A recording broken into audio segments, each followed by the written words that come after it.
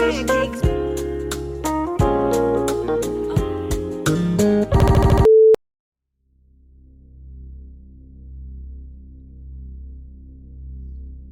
Tuesday, January 28, 2022, Microsoft announced its intent to buy Activision Blizzard for $68.7 billion in cash.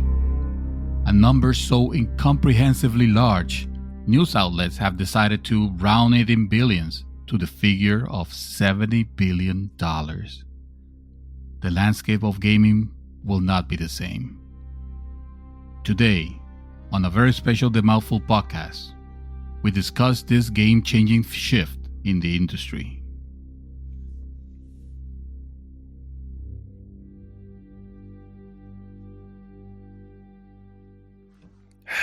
Welcome back, guys. This is Arnaldo, a.k.a. Mad Dog, and of course with me as always is Mr. Dream Twister, a.k.a.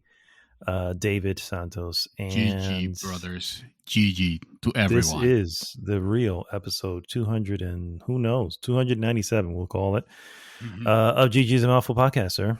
A very special GG podcast. I already marked myself safe on Facebook. Did you? Oh shit! I need to do that because my mom must be worried. I survived the MicroVisionBlizzard of 2022. I like that name, MicroVisionBlizzard. I honestly, I wouldn't be surprised if that happens. You should trademark it. They'll have to pay you for it if they decide to go that route. They'll have to buy us. Probably not. Honestly, I was afraid that we might make it to the end of the show and have to say, guys, I'm sorry, but Microsoft bought GG. That's it. Afraid? I'll be flipping on my chair. Actually, you know what? No, I'll probably die because we might luck it. That would probably the way to go. It's like the moment they announce you're rich, I'm like suffer. There goes the ticker. All of a sudden, it was always fine up until that day. I heard that I was a billionaire. Exactly. Yeah. Exactly. Man. It's I think you spoke truth in our intro. This is quite the shift in landscape, if you will, of the gaming industry. And under normal circumstances, first off, I want to say thank you everyone for tuning in. If this is your first time and you haven't already gone, please go to goodgame.rocks. Join the conversation there. It takes you right to our Facebook group. And of course, please like, subscribe, share the podcast with everyone. Under normal circumstances, what we normally do is go into what we've been up to, move on to news items, and then finish with a hot topic of the week. But this week, I think, merits an adjustment to the schedule. And so we are going to move up the hot topic to really air out grievances, if you will. We are merging the news and the topic in a new segment that we call Microsoft buy us all. I'm for sale, Microsoft. I'm for sale. I don't know how much I can offer you. I think I can offer a good voice in a game somewhere. Maybe I think I can do that. I am willing to give myself a free on Game Pass as long as the money is It's not free. That's the thing. It's not free. Everybody thinks it's free. It's not free, sir. It's not free. No. I'll give myself free though. Sometimes because it's $1. They could charge. I'll give myself for free. That's what I mean. Okay. All right.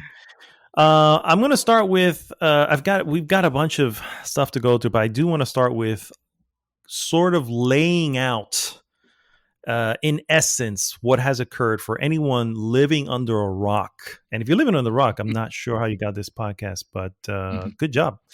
So I'm going to start with with just the announcement itself. And I'm reading this off of Video Games Chronicle. The Megaton, yes. Xbox parent Microsoft has confirmed it's acquired Activision Blizzard in the game industry's biggest ever deal. The acquisition, which Microsoft confirmed, will cost $95 per share in all cash transaction valued at $68.7 billion.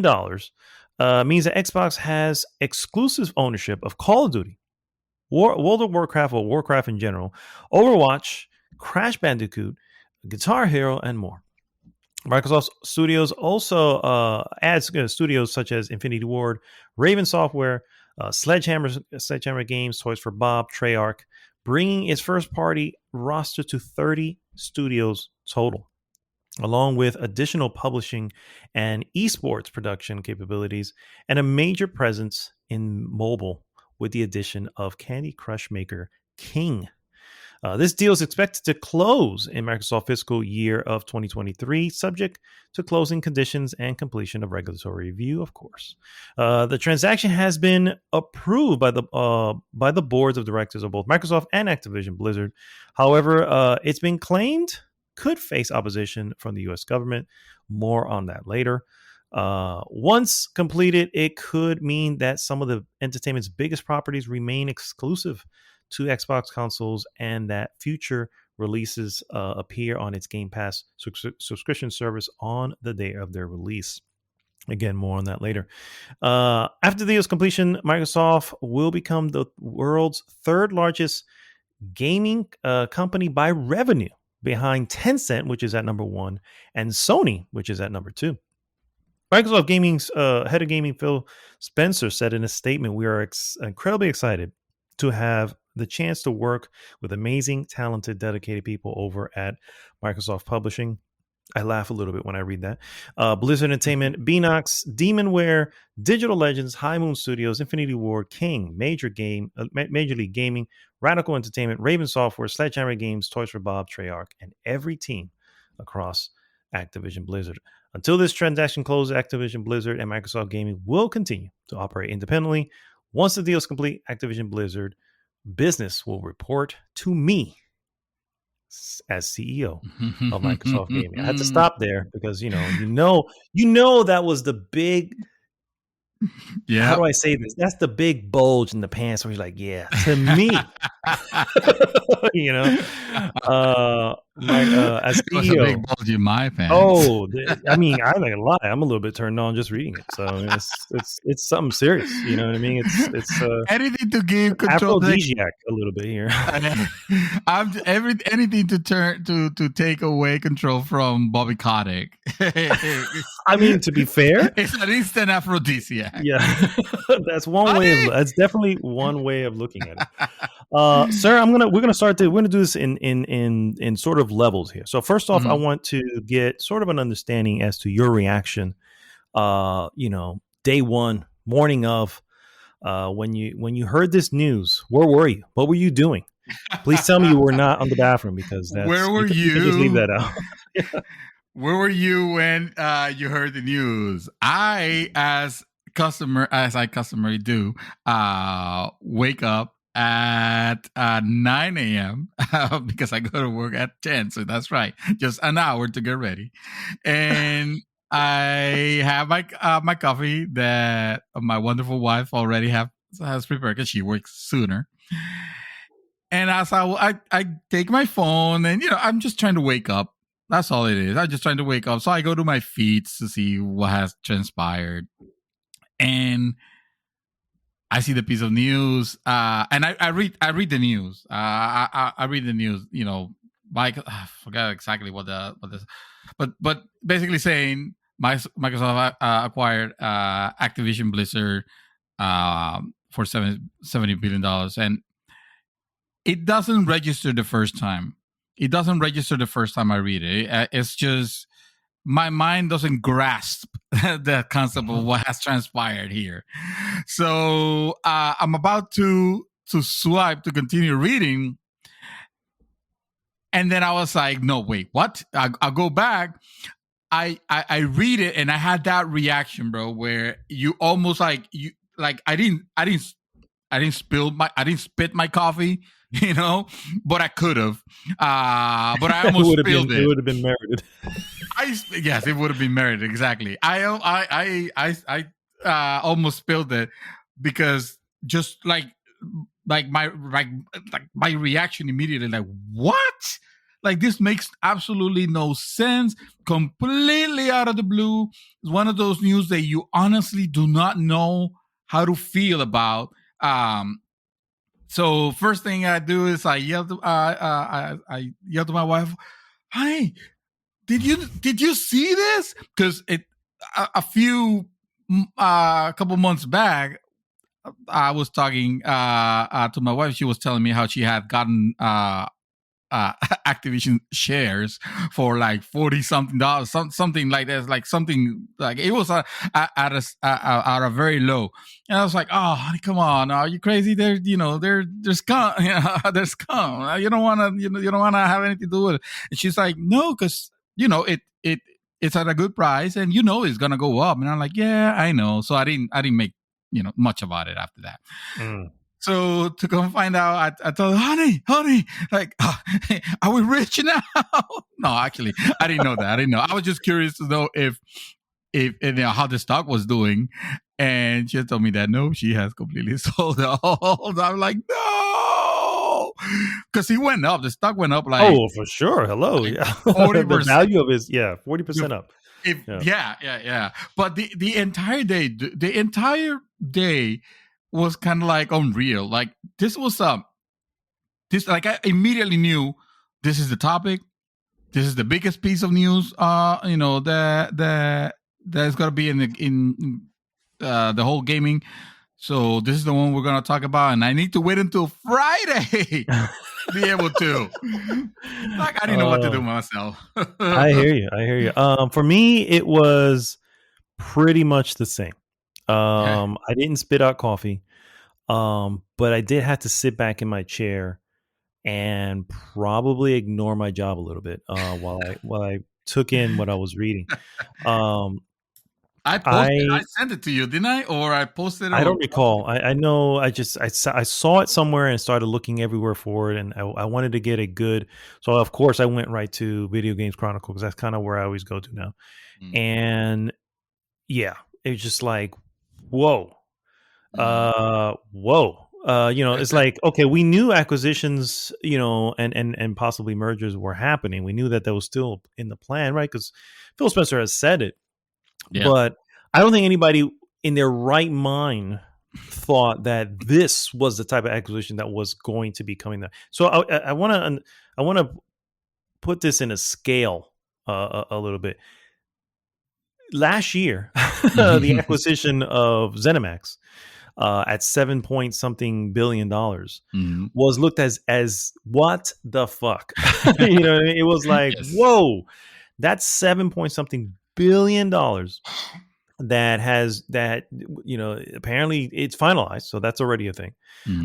And it was a shocker to see it. And I think even then, Zenimax was not a publicly traded company, so not difficult to see what it was like here. We know based on the 40% over the value of their stock, they overpaid for this. For whatever reason, it's just again because they have big dicks. I mean, that's just what it is. So they overpaid for this, and the assumption for a lot of things was like, man, $7.8 billion for Zenimax. I'm not even sure if that they're worth that much. The potential maybe, but and here we are, 68.7, 67.8, whatever the hell it is, 10 times. 10 times the amount that you spent on Zenimax, and with Zenimax, you were thinking, you would think, $7 billion. I mean, that's a lot.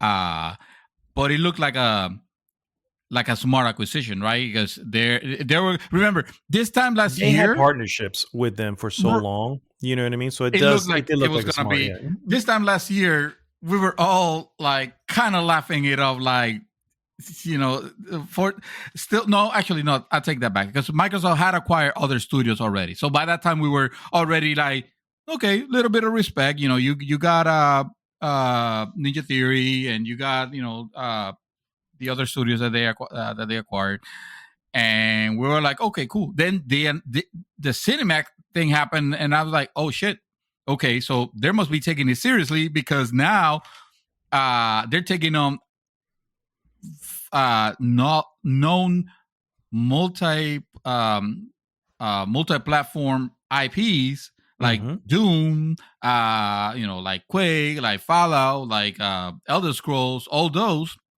Like Starfield is gonna be and they're getting ownership of that plus the technology. It's software. The it engine, the Quake engine. If that's the thing. That so it was. It looked like, okay, that was a lot. That was a lot of money. I could see. Why. But maybe their next, like I was thinking the biggest thing they could do probably is like maybe grab, I don't know. I keep joking about Konami, and I say Konami thinking that Konami is just a video game division. No, Konami yeah, is yeah. Mhm. it's a big company. It's a big company. They don't dedicate themselves to just video gaming. Actually, they don't even do gaming anymore. Almost, although this seems to be a resurgence. Yeah, but Well, what they're doing is they're outsourcing it. They rather give you the license and then you work on it, and we'll just make some money off of it because they're just making money everywhere else. That's Konami, right? But I was thinking of maybe an acquisition of that sort. Waking up a year later to the news that Microsoft has acquired this freaking behemoth of a company. It's not something that I don't think anybody had in mind that could possibly happen. And I think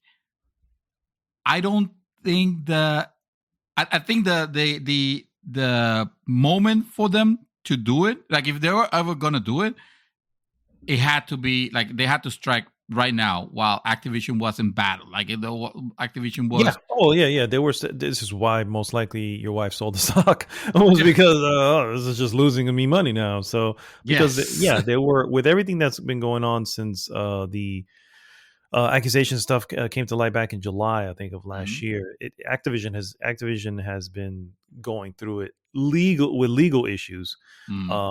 And on top of that, I mean, let's be real, they've also been struggling with product, right? I mean, Blizzard has been twiddling their thumbs with the next fucking Diablo, and who knows what the hell they're doing with Overwatch 2. It's like, what the hell?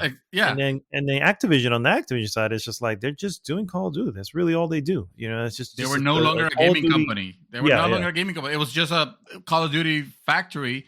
And correct. Because of the annualization, like you could perceive the loss of quality, on the titles. So yeah. It was not looking super great. That's why I like a lot of people are of two minds on this.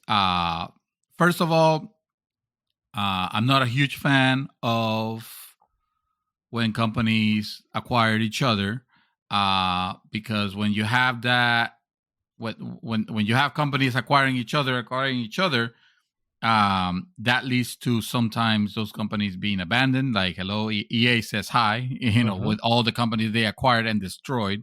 That leads to like a homogenation.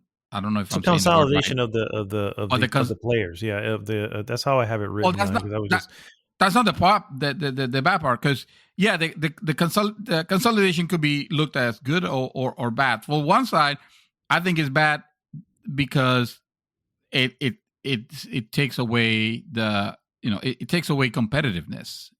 That's what I'm saying. Yeah, the consolidation of the when I say players, I don't mean like the player base. I mean the players of the field. You know what I mean? Right. A consolidation of the industry, where suddenly, like you said, competition essentially goes away, and if it continues, you know what I'm saying, you're left with very little competition. And when there's very little competition and you're just selling all the time, there's also very little creativity.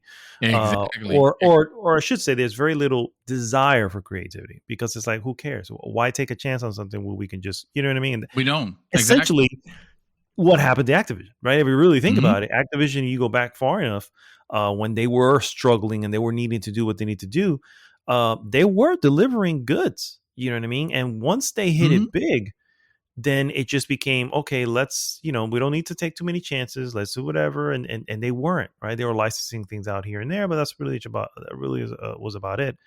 And then when they brought in Blizzard is doing its own thing, and World of Warcraft is an ongoing thing that just churns money as well. And suddenly everybody just got laxed, and there really wasn't a desire to create. It was really a desire to make money. I really hated that merger of Blizzard with Activision. I Well, remember. I hear you saying, and that's kind of how I feel about this, because it's the same exact thing. You know what I Yeah. mean? And I know Phil Spencer is ahead, and I know. So first off, I don't know if we're already going into it, but I feel like we already are. I feel like you're of two minds, and I am of multiple minds. I have so many things. Let me finish my thought then. So okay, go ahead. So like I was saying, that part I don't like. You're right. I didn't like when Blizzard merged with Activision, but at that time it was because Blizzard was like the darling. At one point they were considered good, I guess, quote unquote. Maybe like a CD Projekt Red on his heyday, or a BioWare on his on their heyday. And see them merge with Activision, which was already showing, its devious tactics, and like just getting into the annualization of that. That's actually when the whole thing with annualizing IPs started happening. Like, seeing that got us concerned for like, oh shit, so this is mean we're gonna have a Diablo every year now, or every 2 years. Lo and behold, you have yet to have another one. Yeah. No, because Blizzard they take their time and whatever. So that part I was not happy about. On the other hand, though, Activision Blizzard was already a shit company, and by the allegations, a shit place to work with. Like, who want to work in a place like that? And they have lost all so much talent, and the other half was fired because they would have been the instigators, or they saw something and didn't report it or whatever. So seeing them suddenly seeing that this company with this toxic culture being taken, basically assimilated by Microsoft, which I'm not gonna sing the praises of the culture because I don't know. They seem to be very high on diversity, because that's everything that shows on everything that they do. But as far as the treatment of employers, and that has yet to come out, I guess. But it definitely, if it exists, it's yet to come out. Yeah. Right. If it exists, yet to come out.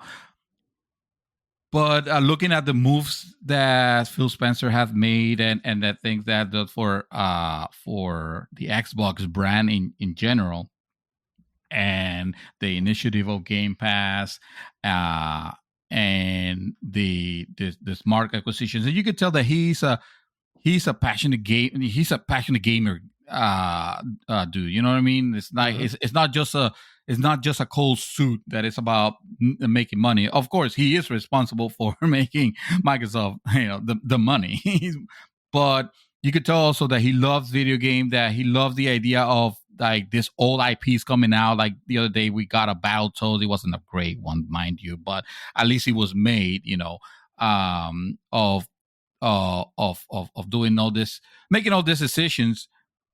Like, that part gets me a little excited. That part gets me a little hopeful. I don't particularly care for the idea of the exclusivity, because, like I've always said, that's just gonna, that's you're taking communities away. Yeah, it's and it takes away community. Like, I think not having Call of Duty on PlayStation will definitely get people divided about. They already said it was not, they don't intend to do that now, because we need to be clear when their messaging is. I got some links for that, and we're going to talk about that. Yeah. but you know that stuff like that will end up happening. It can change. Yeah, at any point it can change. There's nothing written in stone. So that gets me excited for that, but it also gets me excited for, well, this is actually, if you think about it, this is actually good for Sony in the sense that it kind of gives them a motivation to like not rest of their laurels. Also, that this is not the time to just sit back, and not that they have been doing that or anything like that, but it definitely pushes that competition between those two, and when they compete, we're the ones that are winning. I mean, sure, yeah, but I don't know if them going out and suddenly acquiring a bunch of shit is the answer to that. No. I would not. I would not. Yeah. Honestly, this is the reason why I'm not. I'm not ready to say this is a good thing. This is a bad thing. I like the aspects that I like, and I don't like the aspects that I really dislike about this movement. I really dislike. Yeah. Yeah. So that's why it's difficult. But Activision has some good IPs, new and old, and the classic ones. Oh yeah, that I would love to see revive. And if Bobby Kotick was never gonna make it happen, well then guess what? Yeah, the potential of Xbox of Microsoft Xbox doing it, yeah, it would obviously make sense. Mm-hmm. So I agree with a lot of what you said, and the reality is, once the news came out on Tuesday, it was a shock. It was like, whoa, what the hell's going on? And then you start thinking of the implications. What does this mean? Where do we go from here? What does Sony do? What does this mean for Call of Duty? What does this mean for PlayStation Call of Duty players? Which, oh, by the way, is where the majority of that game is actually played right now. Exactly. If you don't know, you know what I mean? So it's like, what does that mean for them? So a lot of questions, a few days to sort of let it marinate. And then yesterday I just kind of sat down and really start putting what it is that I think overall. And that's why I mentioned you're of two minds. For me, this is completely multifaceted because there's just so many angles to read this from and to react from. Yeah. So I'm going to start with the most obvious one. And I wanted to use this because first off, I want to go really just kind of blurb out here all the IP that they now acquire with this. And so here we go. Blur, Caesar, Call of Duty, Candy Crush, Crash Bandicoot, Diablo, DJ Hero, Empire Earth, Gabriel Knight, Geometry Wars, Guitar Hero, Gun, Hearthstone, Heroes of the Storm, Hexen, Interstate 76, King's Quest, Lorabelle Mysteries, The Lost Vikings, Overwatch, Phantasmagoria, Pitfall, Police Quest, Prototype, Quest for Glory, Singularity, Skylanders, Soldier of Fortune, excuse me. Somebody freaking mistyped that shit there. Space Quest, Spyro the Dragon, StarCraft, Tenchu. StarCraft, baby. Yeah, StarCraft. Tenchu, but only the legacy games. Time Shift, Tony Hawk's Pro Skater, True Crime, World of Warcraft, and Zork. So that is a list of all the IP that comes with this acquisition automatically into the brand of Xbox. And so when I sat there and looked at that list, I realized something. I realized that overall, as a gamer, as one who loves to play games right now, that's just kind of what I do, not really affected me much overall, because not really any of these IP, again, just starting with myself, just centering myself, how does this affect me? I realize it really doesn't affect me that much. I mean, I played some Overwatch back in the day. It apparently got pretty toxic, which I think why Chaos doesn't even play anymore. Just like, okay, who knows what's happening there? I don't really play Call of Duty. But while I understand billions, or not maybe not billions, but millions of people do, I don't really. So it's one of those things where, it would have been nice to have an option, but I really never dabbled into that. Right. So moving outside of me, right now that I can say, okay, so personally, this really doesn't do much because I tend to stick into the indie markets anyway. Who gives a shit, right? So outside of me, what does this mean? So starting with the Xbox community, this is gold. This is like, hell yeah. You know what I mean? Because first and foremost, you have all your major ones, right? Like I said, your Call of Duties, your Crash Bandicoots, and all this stuff. But you have a lot of other IP that have been dormant forever, and who better to try to, as you mentioned, try to bring that to life than the team in Xbox and Phil Spencer, who does want to have a diverse library for people, which is what you want on Game Pass, right? You don't want Game Pass to be the dude bro service, right? You need it to be everything. It has a little, and this automatically really give me Hexen again. Sure. Bring that Guitar Hero too. Why not? Yeah, hell yeah. Yeah. Oh, maybe, you never know. I mean, they may come back. It's interesting. I will say one thing out of here, which is got to be a slap to old school PlayStation fans, and that is, of course, Spyro and Crash. I was gonna say those are those are traditionally PlayStation games, and they're no longer PlayStation. So it's like whatever they do with it is no longer a PlayStation. That is like even that. The funny thing is that the realization from that came like a day later. It's like, oh my god! It's just because it's so much to take in. That's what it is. As what I've always considered to be a Sony title, it's now the fucking Microsoft owns that shit now. It's ridiculous. It's kind of it's kind of ridiculous. But we know that this actually I'll let you finish. Yeah, I was just gonna say that. So for the Xbox players and for those who are on Game Pass, and it's obviously this, I mean, will eventually bear fruit as they, I assume, try to resurrect some of these IP and start to do something with it. Some of those sounds like they could have an awesome reboot. Some other ones don't sound like I care to see them. Yeah, of course. I don't necessarily want to see another Singularity, but hey, maybe some people do. And if they do it and it's a reboot and ends up being some good, people want to see the original Singularity come back. Why not? It's like, hey, let's just remaster that one. It's gonna be maybe not even in remaster. I was gonna say it's definitely gonna be on Game Pass. I don't know if it's gonna be a remaster or anything like that. Sure. I mean, either way, you know what I mean?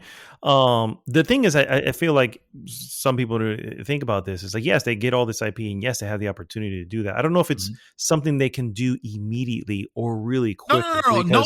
The reality is what I'm trying to say is not just really quickly. I mean, it may take years, several years before we see, even if they try to do it, because keep in mind, you're acquiring the studios who are currently, for Activision, designed to make Call of Duty. That's just what they do. You know what I mean? So if you just, and there was an article, I think, or something I read saying where they plan to maybe not make it annualized and stuff, which makes sense. I can see that being a thing. That's basically how you fix that problem. Because exactly, they don't studios. Exactly, you have those studios who can say, okay, well, they're going to be making Call of Duty. Now you guys are freed up to work on some of this other IP. Now, is that what they do? I don't know. We'll see if that even becomes a thing. So again, for Xbox players, I feel like this is a solid win, a huge win. Actually, I feel like I may be underselling that. This is a huge win. For Sony players, I feel that there is you need to be concerned. I know that there is mention, right? Where there's mention that here. Let me bring up the article so I can kind of sort of piggyback off this. Microsoft plans to keep making some of Activision Blizzard games for PlayStation console following the completion of the acquisition, according to a new report from Bloomberg, citing a person familiar with the company thinking. So who the fuck knows what that is? The publication also put the exclusivity question on Microsoft head of gaming Phil Spencer, who said, "I'll just say to players out there who are playing Activision Blizzard games on Sony's platform, it's not our intent to pull communities away from that platform, and we remain committed to that." Something he sort of said after the Zenimax thing, and we saw how that essentially turned out with some of the stuff. Sony did respond, by the way, to this acquisition. Sony has responded for the first time to Microsoft proposed acquisition. That's right, because it hasn't happened yet, to Activision Blizzard, and said that it expects games to remain multi-platform due to, quote, contractual agreements. Mhm. This is directly from them. We expect that Microsoft will abide by contractual agreements and continue to ensure Activision games are multi-platform, a Sony spokesperson said. Activision creates some of PlayStation's most successful games in the Call of Duty series. Last year, the series was both the first Vanguard and the third Black Ops Cold War best-selling game on PlayStation console for the entire year. So obviously, that's where the market is for that particular game. And then finally, I want to bring up this one real quick. Microsoft's head of gaming has confirmed his desire to keep Call of Duty on PlayStation platforms once the acquisition has concluded. Speculation has been rife since the announcements of the acquisition. However, in Twitter posted on Thursday, Phil Spencer claimed that Microsoft value our relationship with Sony. And I'm going to read this right from his tweet. Had good calls this week with leaders at Sony. I confirm our intent to honor all existing agreements upon acquisition of Activision Blizzard and our desire to keep to keep Call of Duty on PlayStation. Sony is an important part of the industry and we value our relationship. That's all good to hear. But those are words and they mean Do you nothing believe in the them? end. You know what I mean? So for Sony players, and one comes right to mind. I'm sure it came to your mind the moment it happened to him. That is Mr. David Gomez. I'm calling you out, sir. Mr. Call of Duty. On PlayStation, mind you. This is a shift, and I think that until we see it happening, just continuing like nothing's happened. That's something you need to consider because I still feel at some point it just doesn't make sense, and and if they pull it, they pull it. I mean, everything that they said so far, the word salads that he's thrown out so far, have pointed to things are contractual and things are set for years, right? So chances are that this year's Call of Duty and maybe even next year's Call of Duty already have contractual agreements. But 2024's Call of Duty, no, they're probably still in the planning stage. They don't even know what the hell's going to be yet. You know what I mean? So that's not set in stone. They're getting made now. Yeah. That's not set in stone, and who knows what that's going to be. And so I think it's going to be a wake up call to to a lot of the Sony fan base to say, start expecting that not to be a part of our thing. Now, if it is, hey, cool. But I would literally warn to say I'd rather you start thinking it's not. And so that really puts a strain on Sony right now, right? Because Sony has a lot of good first party games, but I dare you to count how many of them are third person action games. A lot of them. That is the genre they own. You know the genre they don't own and really suck at? The first person shooters. Yeah. And you mean the one that the Microsoft that's gone now. Yeah. Halo Exactly. and Doom and Call of Duty now. Yeah. Well, I would say Doom is an excellent game, but obviously the numbers say it all. Call of Duty outsells it easily. No. But what I mean is in terms of like it being a first-person shooter. First-person shooter. Correct. Yeah. On the console. Yeah. Machine Games, by the way, another one, Wolfenstein. Those Wolfenstein, are gone. So when those two went, the first thing everybody can think of, it's fine. We got Call of Duty. You know what I mean? It's no big deal. Call of Duty is the number one. The big one anyway, yeah. Just imagining some crazy, numbers guy in the offices of PlayStation, like, it's okay, man. We got Call of Duty. We got this. We're all right. It's a top-selling first-person shooter. You don't have that anymore. So, and you don't have a first-person shooter. Not guaranteed. True. Again, worst case scenario, you don't have that anymore. And you don't have a first-person shooter first party, you know what I mean, that you can provide to satiate that market for a first-person shooter. So that, sure, but where the hell is that? That's as dormant as fucking Skylanders at this point. You know what I mean? So I thought they were making a Resistance, maybe. I thought so too, but there's no mention of it. That's what I'm trying to say. At this moment in time, we just only look at what we see, and it's just like that genre is now gone for PlayStation. And again, just looking at how it is now, obviously they'll have Call of Duty for the next few years, but overall, it's a gap. It's a gap that they've allowed third party and some second party relationships to fill. Well, now that may not be there. So now you need to fill that in. So maybe you get it from other ones. But that's what I'm trying to say, is that puts them on their back foot, or on their heels, as they say. And this is a blow.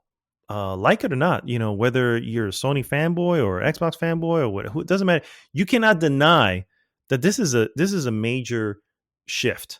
And little things like this are the reason, when you really start looking at the nitty gritty and just the granular levels, like, okay, well, what does it really mean?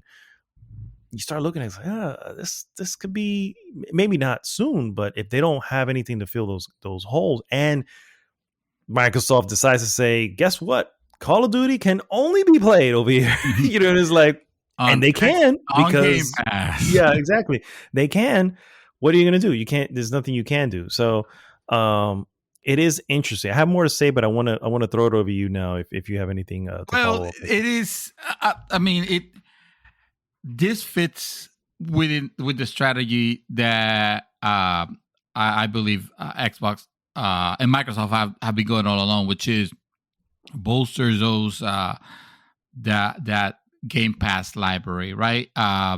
It has they very recently they were talking about how they grew from 18 what was it, like 18 million users to 22 million users. 20, yeah, I thought it was 25, but maybe it's 22. No, 25. Whatever, 20 something million, yeah. So obviously those are are people that are discovering the value of it, and Microsoft just wants to become the Netflix of gaming, which it probably funny to see them becoming the Netflix of gaming before Netflix actually does. But hey, they are definitely positioned themselves in that way. And make no mistake, the word soup, you're absolutely right. The word soup, it's there kind of like to appease people a little bit, but you don't pay $70 billion and then you don't make an investment of that magnitude and then just let your competitor have the games on it. Even if you argue, well, obviously there'll be more sales, but you're missing the point.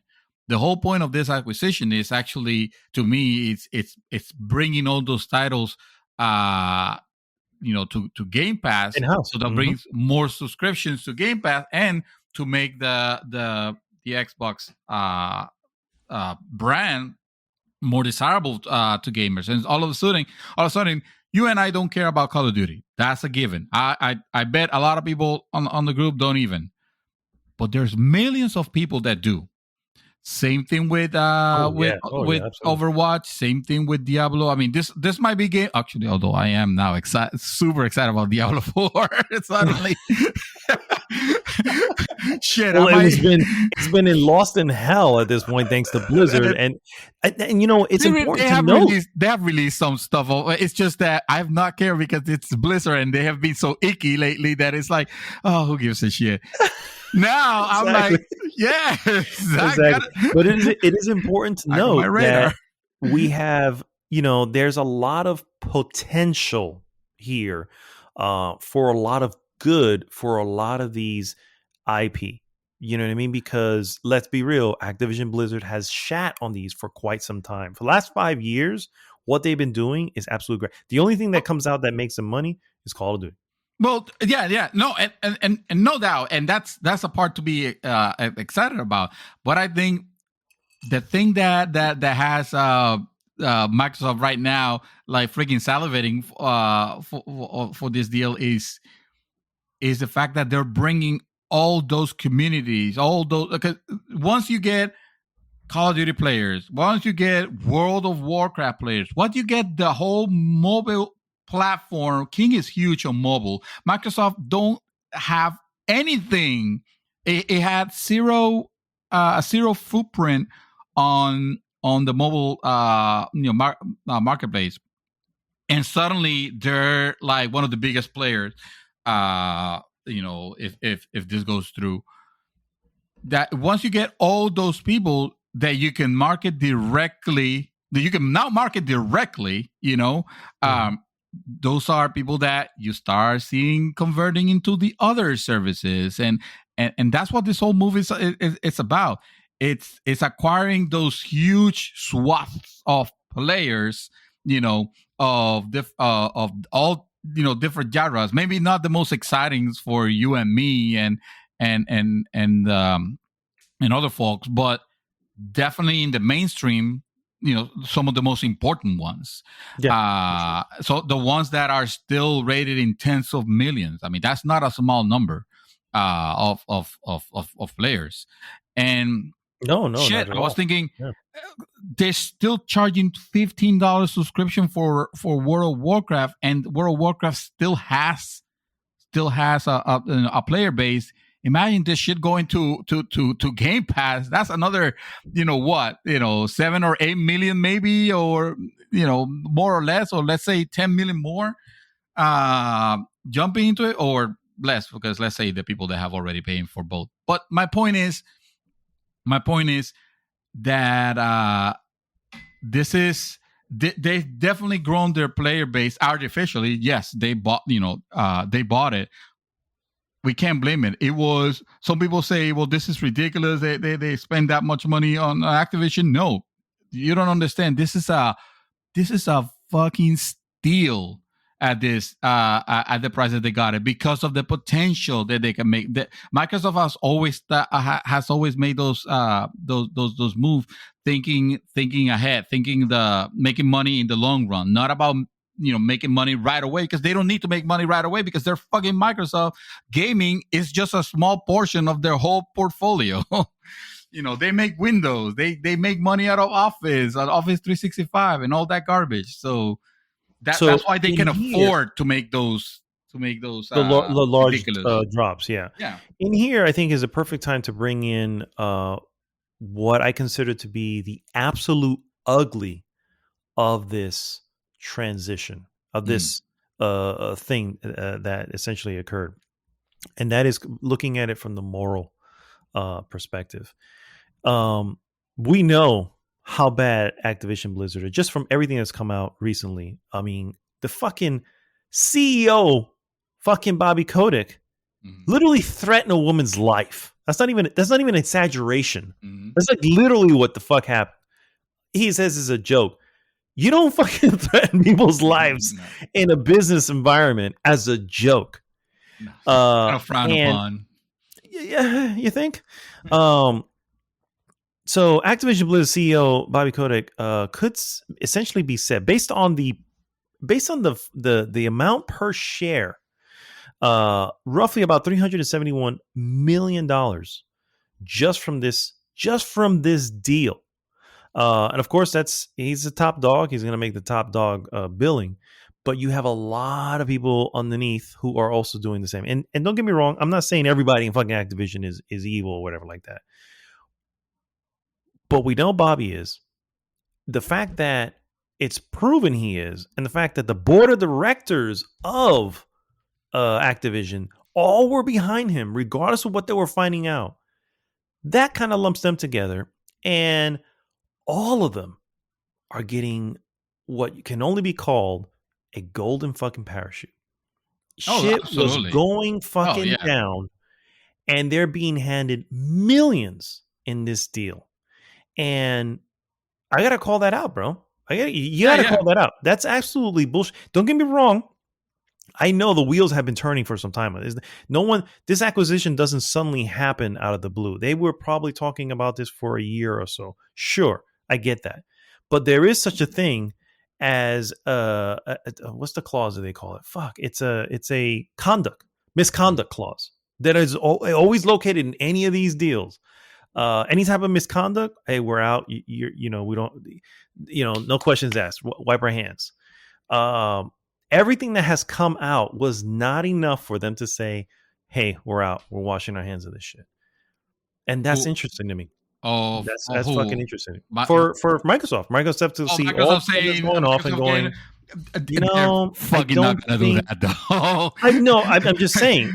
Well. Keep I'll in tell you mind, what. they could have done that because all this shit could have happened in the background for all we fucking know. True, You know what I'm but saying? it's the same old. It's the same old why. I know, It's and the same that's old what why. makes that's what I'm sorry to say, and what the point I'm trying to get to is I'm definitely not comparing the two. I'm not saying they're both at the same level, but my respect for Microsoft and my respect for Phil Spencer went down a few notches because it's like you're and I get it. You know what I'm saying? It's what 19,000 employees. Not all of them are, whatever. But he's still there until this is over. And you know why But he he's still has there to till it's because over? no, he Because needs to be. Not only that, they can push him out. There's a clause that can push him out, but ends up costing more money. But he needs to be. He needs to be there to be the transition because he's the CEO. I'm not. Grant, mind you, I'm not trying to fucking defend him in any way whatsoever. I'm just saying, I still rather that they would have done that anyway, because if it means that all those 9,000 something employees are not under the Microsoft umbrella rather than under the Kotick umbrella. No, then I get I that. say it's almost a rescue operation at that point. It's a rescue operation for the folks, but you're rescuing them by paying off again. I'm not talking about just Kotick. I'm talking about the fucking ransom. You're paying the fucking ransom and you're saving lives, basically. Hey, those lives could have easily moved anywhere else, dude. Don't get me wrong. Not easily. It's not easy. There's a lot of movement that always happens in that industry. That happens all the fucking time. I'm not saying, hey, everybody who if you have a home and you're in that same area where Activision Blizzard is, it's accommodating. But no, I gotta call the bullshit what the bullshit is, and I'm sorry. That right there. I mean, that's one of the things that hung true. It's like we just bailed them out. Yeah, sure, we bailed out the company, whatever. But you just bailed positive. These like really evil folk out and gave them money to do so, and they get away scot-free for it. What I'm saying, or at least it appears that way, right? Compared to that, no, I get 100% where you're coming from, and I agree with you, except on the part where you think the solution would have been, well, Microsoft shouldn't have done it. Because no. I'm just saying there was no pause, right? Or at least we don't know of there being pause. The only thing we heard was, we're considering our relationship with them. Exactly. Everybody else was like, a little bit more forthing. That's when I think that the real conversation started happening. You say, "Oh, this was probably being planned for a year." Like, no. I think this happened right when the money was started coming down, and at first you heard Sony throwing the gauntlet. Well, I don't know if Nintendo did, but Microsoft at one point did. Yeah, Nintendo did too. But then a little like a couple of weeks later, you hear Microsoft backpedaling of it. It's like, well, we're not here to shame the and that super struck me as odd. That was so out of character. I agree with you. That was very out of character. Why. Yeah.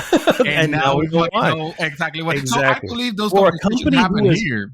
Yeah, for a company, as you mentioned, who is all about diversity, all about equal whatever and everything they need to do, and I'm not, and I assume that they're good. Again, there's only an assumption because there hasn't been anything to say anything different. So I assume yes, that's exactly how the company is run. They're run completely fair. The right people get the what do you call it? The promotions and all that stuff. It doesn't matter if they're woman or man or whatever the case may be. They're all that. And yes, we want to acquire these properties because we want to bolster our Game Pass, and we're willing to do it regardless of the moral behind it. And that's the case. And I get it, right? Capitalism. There's no place for morality in capitalism. Though? What would have been the option? And I don't know. Can't be the answer. And it's. If like I said, there is the morality clause where at some point they can say, if you're already in the process, not do it. So basically, just walk out of probably one of the biggest. Why not? I mean, at that point, one of the most incredible deals that they could have gotten, and the opportunity that they have, they could have just said no. Don't get me wrong. I'm not saying that that's obviously the business sense that it makes perfect business sense to do. I'm not saying that, but just visually. Come on, you gotta look at it and go, there's some stink here. There's No, definitely some stink here. You know what I mean? There absolutely is. But what I'm saying, the things that are getting that hopefully will get a couple, because they could go the other way, right? So, or will Microsoft suddenly become the tainted one? I don't know. But No, I don't think fucking that. Blizzard definitely did. No, but Blizzard did. But no, True. but this Activision, obviously it's different. You know, this Microsoft is the big fish over here. What I'm trying to say is, you are, yes, obviously Bobby Kotick was still the CEO of the company. If it wasn't for, for all the fucked up things that happened at the company level, that all the investigations that then later on ended up happening, the price going down as long as it went, the opportunity, I'm not, and I don't want to call it the rescue operation, because it's not a fucking rescue, guys. I'm just putting it compared to the other option, which would have been like, let's not take opportunity of this amazing deal to acquire this company, and by the way, we're gonna handle, because you should have heard how Satya, I forgot his name, but the CEO of Microsoft, like immediately, like he threw the gauntlet right there. I forget what was his quote. If you can find it for me. But he was basically letting him know that shit was gonna change. You know that. I think I and saw he needed that. and he needs to, and that could only be a good thing, for It is, Activision. bro. Suddenly, I mean, no, I don't agree. I don't disagree that it's not a good thing. I'm just saying, I'm not saying it's not a good thing. Obviously, it's a good thing. Obviously, I'm pretty sure they're going to bring their morals to everything, whatever the case may be, into that particular industry. But you still paid off a shitload of shitty folks. oh yeah, And they get off scot-free. And frankly, absolutely. there's no excusing that. So think of the THQ scenario, right? Not that I think Activision would have gone that far down, but at some point THQ had to do what? Start selling their IP. Do you know what I mean? It's like at some point we're backing away. We're doing our whatever. You guys are gonna have to handle your own stuff. Value goes down because they're still dealing with California's going to hammer them for a while until they can figure this out. Oh, by the way, continue to hammer, because just because you got acquired doesn't mean that those investigations goes away. So right. Yeah, Microsoft Now will not have to handle that. Yeah, it's gonna end up dealing with all that follow. Correct. All the legal fees and everything behind that. You know what I'm saying? All those things, like it's like, I get the reason why you felt you needed the IP and the deal and all that stuff, but there's just no denying the level of stink that not only from the deal, but now it's on you a bit, because now you're gonna have to deal with this now. You know what I mean? Because again, that lawsuit's not going away. So you're still gonna have to deal with that. And Bobby Kotick, on the other hand, gets to fucking just make 350 million off of this. And if, again, according to the Bloomberg article, if they push him out sooner, because that's still an option, he can potentially make another 290 million. So no, let's just leave him on. So that's what I'm trying to say. It's like, yes, they can push him out sooner. They just won't, because it'll cost more to do so. And so I get it. I get the business behind it. You obviously, you're making a deal. You want to try to make the deal for you're already spending 68 fucking billion dollars. You're making the deal with the devil. This is the devil's, like literally the devil's deal, right? Yeah, you're buying from Bobby Kotick, and yes, you are gonna. It's not gonna be all fucking unicorns and rainbows. There is some injustice. It's almost with the thing with Bobby Kotick. Like, I get 100% there, but there's no way it couldn't have not been done. It was do that. No, actually, it was, because if Microsoft had the money, saw the opportunity, there's no way as an entity that they would have been like, oh, but they have all this moral issues, so to speak. Like, moral issues go out the fucking window whenever you are on the negotiating table. That has always been the case. That's always been the case for as far as if you introduce morals into the negotiating table, you might be the higher person, but you're a shitty negotiator. And I don't think with the opportunity that Microsoft saw here to get this, which could have been any other company, shit, it could have been Tencent. Like I would have been more. I don't think that would probably have been more of a merger. I don't think they have. Tencent is like. Have you seen how much Tencent is? I don't know. It would have been more of a merger. I feel not an acquisition. I'm talking out my ass. But let's say if of all the companies that could have like out there. I mean, it's ridiculous how big Tencent is. But God, I'm sorry. Like if it would have been like okay, so let's say it's not Microsoft, it would have been Disney. If it would have been, this whole thing is Disney all over again in the gaming industry. Right. Think about yeah. Right. So if this would have, if this very like if Disney say, oh, so you know what, we're getting exited. Let's go back to gaming, and we need to acquire someone strong. We were Disney. We have the power. Let's buy Activision. I still would have been equally, excited because they're not dealing with it's gonna be a different that company needed a shakeup.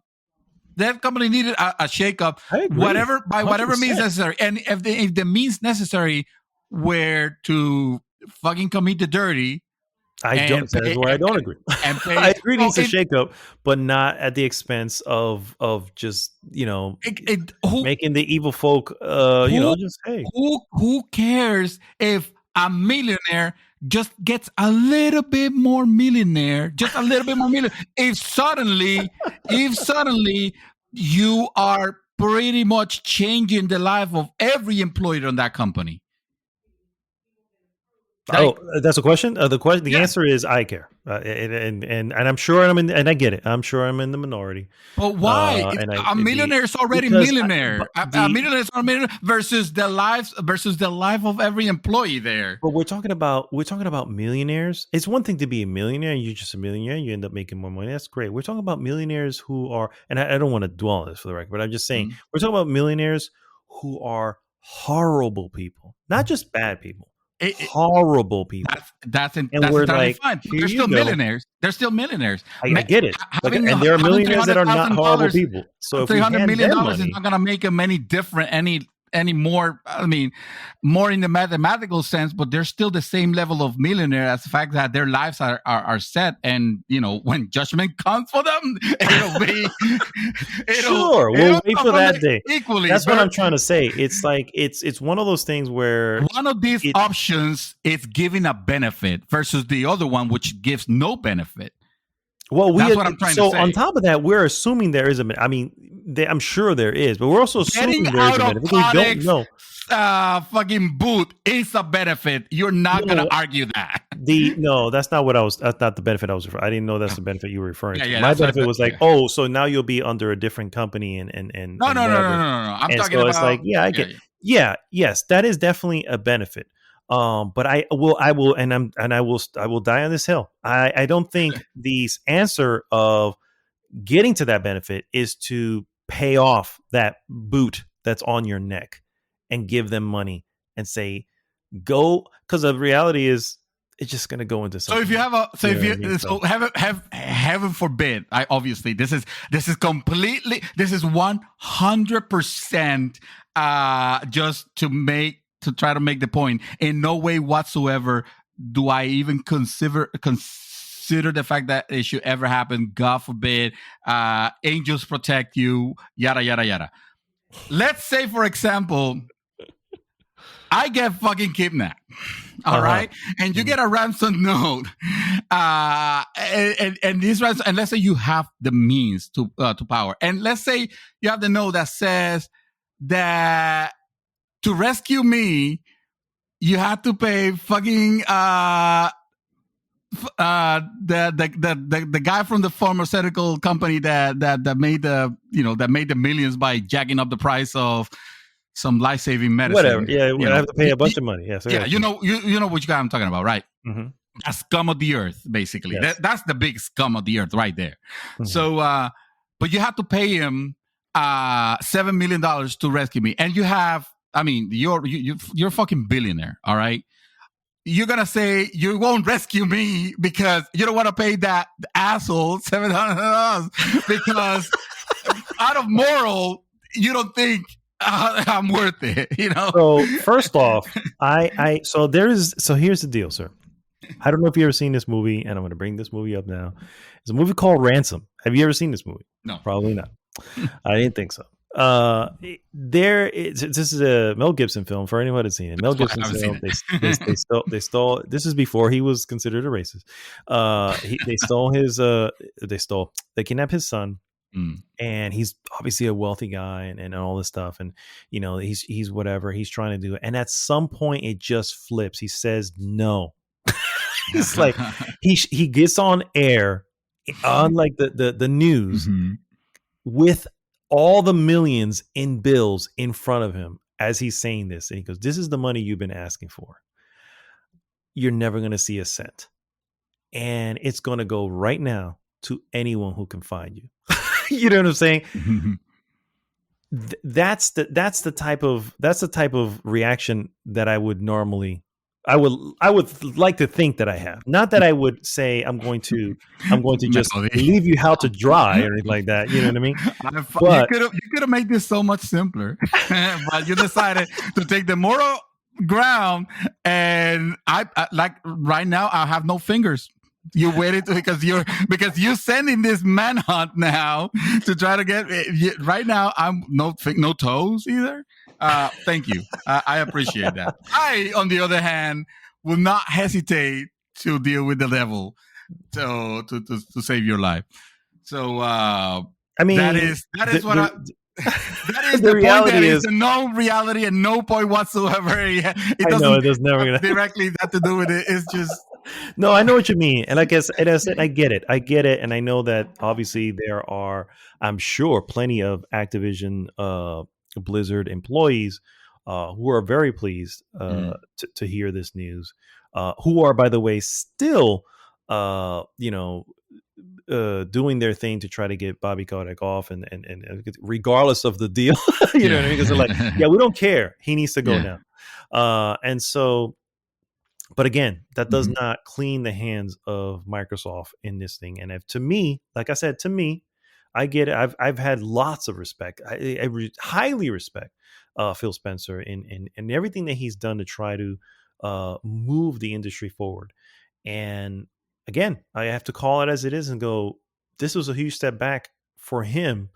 To me, as you're the one signing off on this. I mean, I assume there are other board members and stuff like that are all involved. So it's not like just him, but you're the face of the company. So it's really the only one I have to go by. And it's just like, yeah, you just gave these guys a blank check and say, hey, you're good to go. Move on. You made a millionaire, a little bit more millionaire. What's the difference? But that's all right. And they get scot-free, sir. And they, they're not going to impart fucking justice. And the only people that can impart fucking justice is the Justice Department, and that will happen whether or not Kotick is still on the board. Like, it makes no difference if he's the CEO, if he's the CFO, I want to see Bobby Kotick and the board of directors go the route of fucking Harvey Weinstein. Okay. I want to see their. I don't know if you've seen Harvey Weinstein recently. You get I will not disagree with that. So that's exactly what I want to see. And this, believe it or not, I don't desire anybody to that. Yeah. He's not dying. He's just he's playing dead. Did he kill himself or something like that? Harvey Weinstein? No, he's still alive. He's just but he's fuck like that guy. Then I can still say that. Then of course you can still say that. But the reality is he's completely excommunicado. Person non grata, however you want to fucking put it. He's a fucking nobody. Exactly. There's no thing of the Weinstein Corporation anymore. And yes, that's what I want to see. And this deal, still a millionaire though, like completely, pushes that possibility back as much as possible. And so, anyway, real quick, I wanted to get into some of our fellow GG reactions. If you didn't have anything else to go on. I do have one question for you at the end here before we move on. I don't know. Should I go into the question now? Or?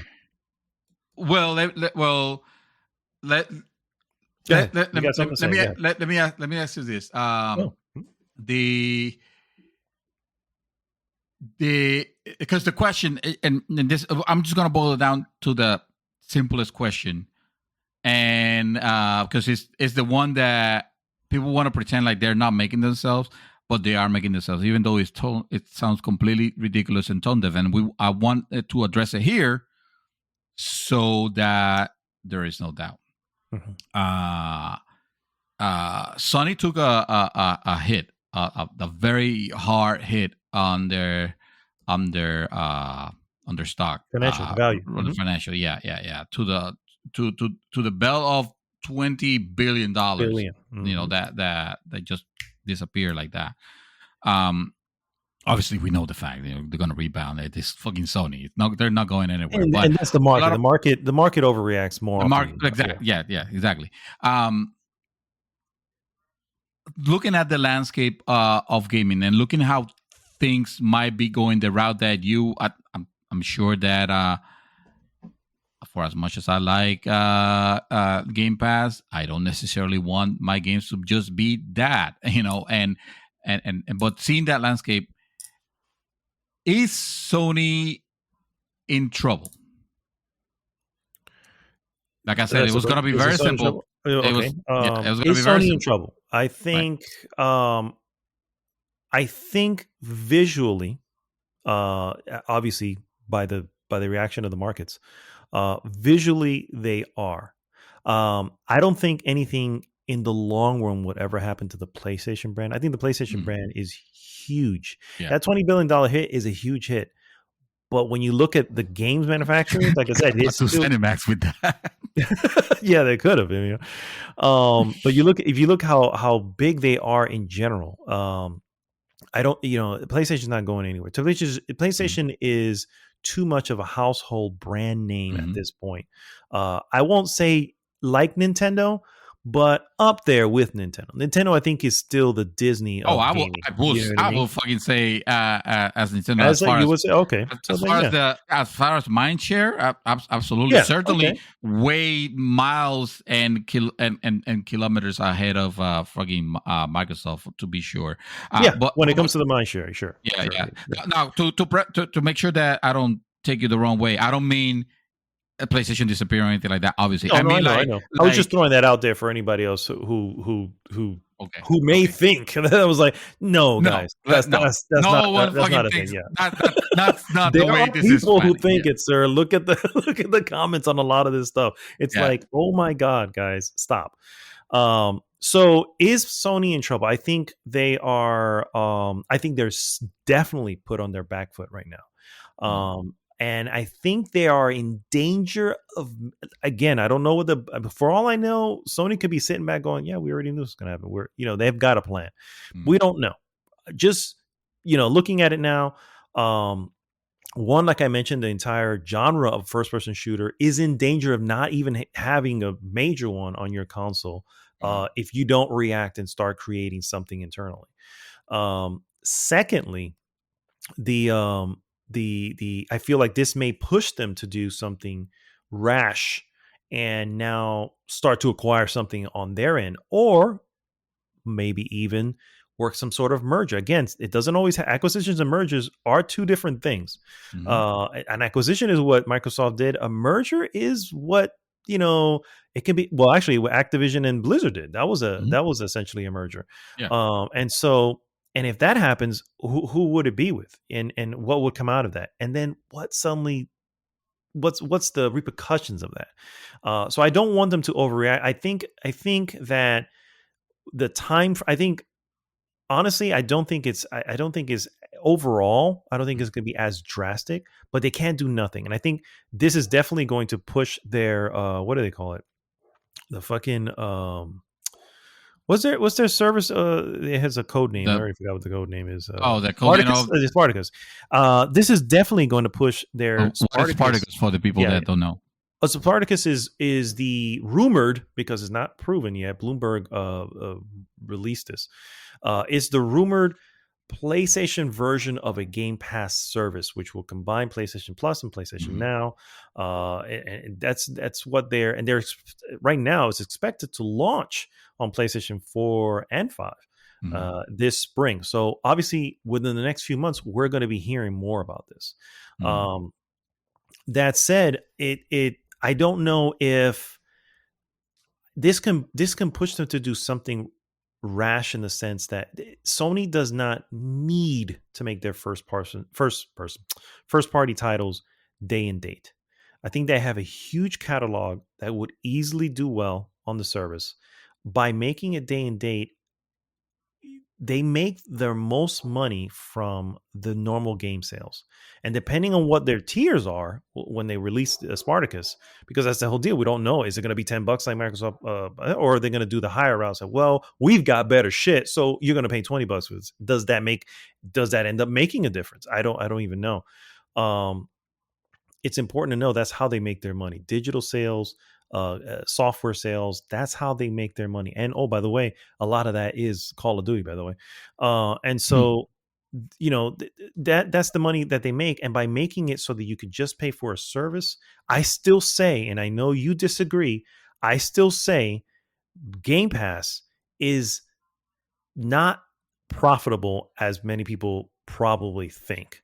And if you just do some really hard numbers real quick, you can kind of see, and they've never said it. And we all know what the game companies love to do is when things are working well, they will just spit it out. It was just clear as day. And yep, we did this and it cost us this and we made this. And the only thing we've ever got is that it's sustainable.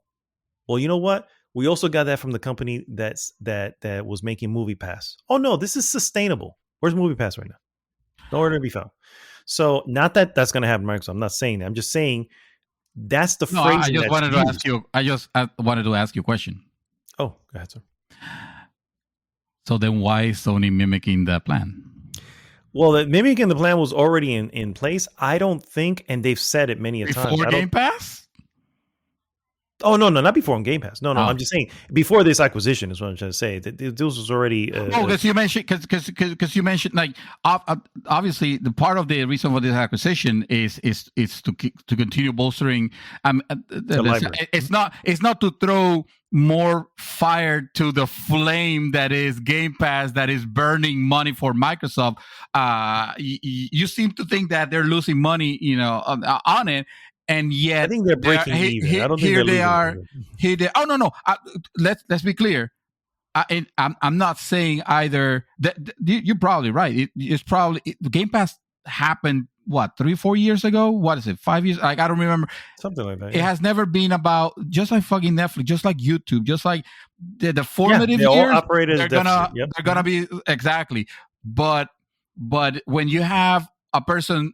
A group of people paying $60 for your game, or $70 if they increase it, versus having a steady group of other, a larger pool of people paying $10 or $15 when they increase it, or $20 when they obviously increase it. Netflix keeps going up. Yeah. Consistently, even people that would not have bought those games, I think the situation is different. For Sony. Sony cannot afford. They cannot. That's what I'm trying to say. To make that they want new releases. Exactly. Because they make the bulk there. I don't think that's the same situation with Microsoft. Microsoft can and have demonstrated that they can afford it. They did it with fucking Halo. One of the biggest titles they could have just made that separate and charge everybody for it. Some fucking Game Pass. I did not pay for Halo at all, and it's so weird. Not at all. I shouldn't say. I paid on Game Pass. Mm-hmm. I paid on Game Pass, and believe me, by the money that I have already given Game Pass, I bet that could buy me probably 3 or 4 games.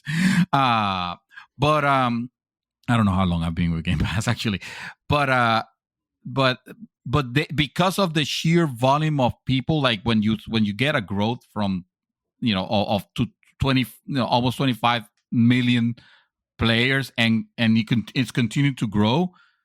Yeah, I think Microsoft is looking at this is the future of gaming. this is how we're going to release our games. And yes, we're going to give the option to whoever wants to buy and own the game, but we're going to make the bulk of the sale on releasing it on Game Pass. Because once you're on Game Pass, yes, you might cancel once you play the game that you wanted to play, but a lot more people will forget, which is the whole fucking point of subscriptions in the first place. The people that keep paying for that, and never get off it. Yeah, because it's a small amount. That's why I'm saying that. Yeah, probably now with all the acquisitions and stuff like that, and all the deal that they have had to do to bring games to the platform. It's probably it's probably at a loss, but that's just temporary, and the strategy is there so much so that Sony sees that and needs to make a similar move. Like the time for Sony to ignore Game Pass, to call it, they were calling it, it's not a sustainable level. Well, if it's not sustainable, then why are you doing it, or why are you doing your version of it? I was gonna say the reason they're doing it is because I feel that they're doing their version of it, right? Which is not going to be the same as Game Pass. It's just going to be their version of it. I think the rumors, if we look until it becomes until they can afford, perhaps they can afford it. Until they can afford it. Yeah, if they can afford it and it can become sustainable, then hell yeah, why not? As a business, I think that would be the plan, because I personally, I don't know. You know what I'm saying? I don't know how I feel about it. I like to just own the title and just move on and have it in my library. But then again, me too. I'm also fucking playing. I'm also pay the yearly subscription service blindly. You know what I mean? And oh, by the way, there's a gaming library in there that includes at least 47 titles from last year that if I decide to get off, they're gone. Yeah. So technically, I'm already there. You know what I mean? If you really think about it. So I get it. And I get that, their move to that. I just feel, and I still say this, and frankly, say what you want about Microsoft and even about Halo, because you even had your issues with it, saying maybe not the multiplayer, but the actual campaign. Right. Say what you want. That Game Pass has not. I don't recall a huge major hit that came on that Game Pass that was like, wow, I can't believe this was just free or available on Game Pass. Just thinking of the major ones I can think of. No. Outriders, where's that right now? No, it doesn't have to be, because it's not about. I know that. It doesn't have to be. It's not about that. Say. It's like saying you should get Netflix to watch fucking. That's what I'm saying. It's not about that for them, but it is about that for me as a gamer. Right? It's like I want that high quality stuff. I don't want some, like we were talking offline at some point, that bland game. You know what I mean? It's just another reiteration of the same shit. The second you get an Xbox given by someone, you will subscribe. Because if you don't subscribe, sir, why else would you not? You're gonna be a fool. It's gonna be foolish. It's that, sir. When we come to what have you been playing, there's a game that I've been playing. I didn't mention it because I wanted to give it as a surprise. That got released on Game Pass, and I am having a hell of an awesome time with it. So far, because it's early, and you know how I am with games. But it's amazing that I didn't have to think of, I'm gonna wait for a sale on this. No. I saw the reviews. I saw the people talking about it. I can just go in, download it. I can play it immediately. It's like, again, I'm not saying that there's not $9.99. I get it. And I'm not saying there's not benefits behind that. And I'm saying, obviously, those are good things. What I'm trying to say is, like Netflix, the comparison you want to say, most of the time, they're average to bad. And like occasionally you get the power of the dog, or you get the arcane, and it's like, oh, this is the gem hidden amongst all the crap that just get released every whatever. Let me remind you. To you, they might not have the killer, the one title, because you want to see it as a one title that is the killer title, the killer app, so to speak. I will argue that there have been games out there that have been the killer, the killer app already. The moment that frigging flight simulator, and yes, laugh all you want, because I know you're gonna think, assume, whatever. No, I know this, yeah. but that shit made or Age of Empires 4. Those were titles that they were released, and people were like, and there was the that they will have they will talk about how they can get it on Game Pass. How excited they were to get it on, not having to pay for them. And even me, I've owned every Halo. The only reason I didn't know Halo Infinite it's not because I knew that the campaign was going to be crap, because I didn't. I was just as excited when it was announced, and I wanted to play. I knew that I wanted to play, and I almost bought it. But then at one point I thought, well, what's the point? I already know how what it is, because I already know what Halo is, and I bought Forza Horizon 5. Like, I actually bought, even though it was free on Game Pass, I bought it because I like owning things, and it didn't change my enjoyment of it. It didn't make it more enjoyable or less enjoyable. Again, I'm not saying that the actual games are. I'm not saying just because they're on the service, I'm going to start to not like them because they're a service game as opposed to a game I paid for. That is not what I'm talking about at all. I'm talking about the quality. Yes, have there been some good ones? Yes, Microsoft Flight Simulator. Absolutely, that's a major game that everyone who enjoys those type of games have been looking forward to, and that's a great thing to have on the service. Yeah, but most of the time, and my fear that was what's going to happen with PlayStation is if they end up going into some sort of because we all if Bloomberg is to be believed, that's coming around the corner. When they come into that service, and the revenue isn't the same, because it's not going to be the same, right? Because right now they make most of it off of normal sales and people are just buying games as normal. But once that starts to go away and suddenly it's not the same amount coming in, because it's not for Microsoft either, by the way, it's not the same amount coming in.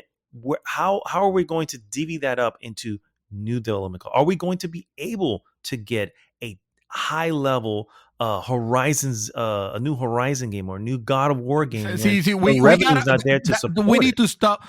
We need to. Yes, Sony games for the most part, because not fucking always. PlayStation All-Star says hi, and freaking Freaker says hello. Also, not always they hit it out of the park. We need to stop equaling these games as if they were like the second coming. These games are amazing. God of War is fucking spectacular. Yes, at the end of the day, it's just a game like fucking Dark Souls, Dark Souls 3 or any other game. Its value, it's gonna be the fact that, hey, at the end of the day, Horizon Zero Dawn looks amazing and plays amazing.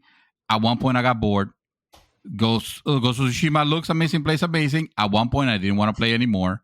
We gotta stop like making this as god tier things, that only Sony can have. No. I'm not saying that only. Again, I think you're misreading what I'm saying. I'm not saying only Sony can have it. Obviously, Microsoft can do it too, but I'm still waiting for that.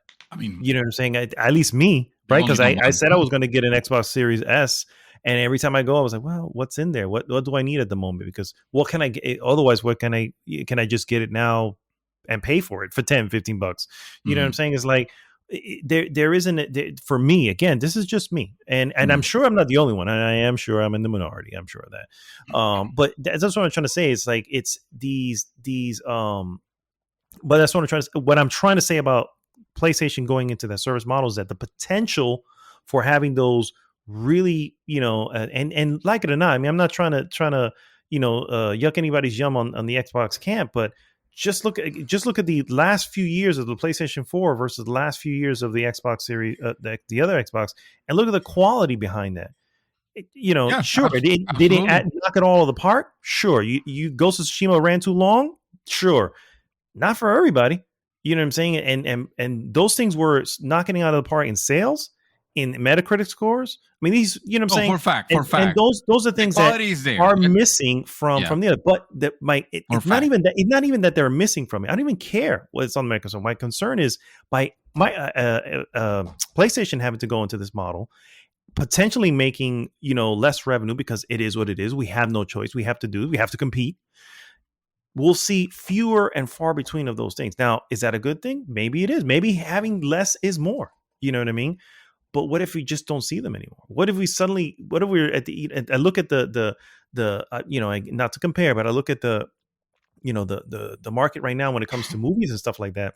You have these directors going, we're not going to make these $100 million films because they're not making money. And if they're not making money, then you're left with just these smaller films. Mm-hmm. And those are the ones who are kind of blowing up right. It's last couple of years, thanks to the pandemic. Those are the ones who are coming to the forefront of movie of the years. And maybe that's a good thing. Maybe the indies will suddenly become the thing in gaming. I don't know, but I don't know. And because I don't know, that's the fear behind it. So I don't know if I want them to go that route, but it looks like going to go that route anyway. This actually was going to lead to the question that I was going to ask you, but I guess I'll ask it and then answer it, and you can put your opinion up. But what does Sony do from here, if anything? And I think my personal feeling is what I think they're going to do is probably make some wacky acquisition just to do it, just to prove that they can, and maybe get that 20 billion back somehow. You have me until you said that. You have me. They could do an acquisition, but they're not gonna do it just because Microsoft making an acquisition. No. I know. That's something like Nix is because there's actually a value proposition. Well, no, that's what I want them to do. Yeah. See, what I think they may do is something stupid, because yes, like it or not, Sony makes bonehead choices, and we know this. This has been happening since PlayStation 3, maybe even earlier.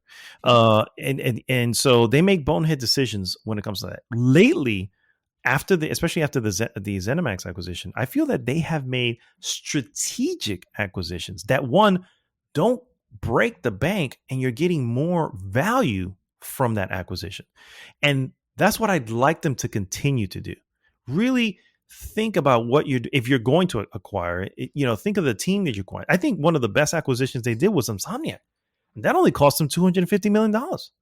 I bet you the heads of Insomniac are like, this is fucked up. We could have been bought by fucking Microsoft for $2 billion for all we know,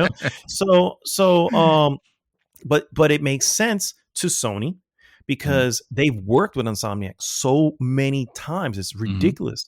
At some point, I thought they were first party, and I kept saying, no, they're not owned by. They're actually There's a third party company.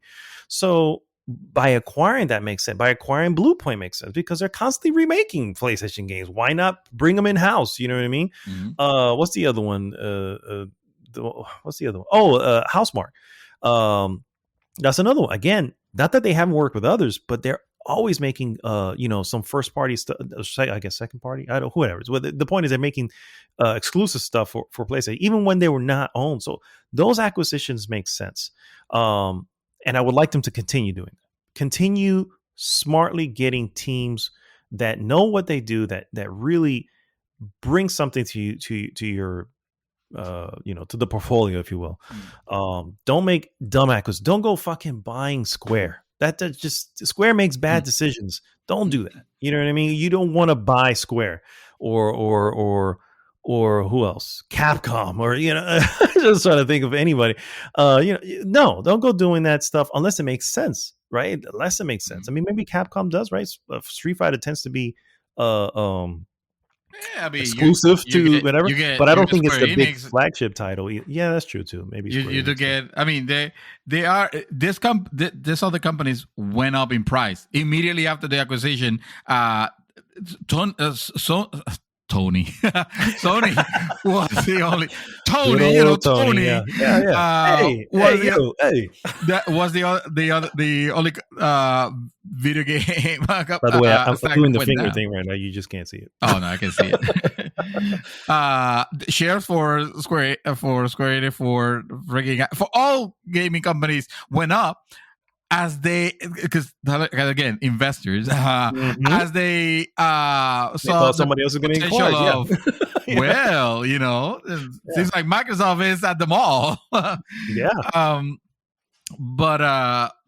no, the Sony can make a acquisition, but when you call it like smart acquisitions, like Nexus, that was a smart acquisition. because That it was a makes smart sense. acquisition. Yeah. It's like we want to bring titles to the PC. To the PC, We understand that is a vibrant market, and we want to bring our eventually, little by little, our titles there.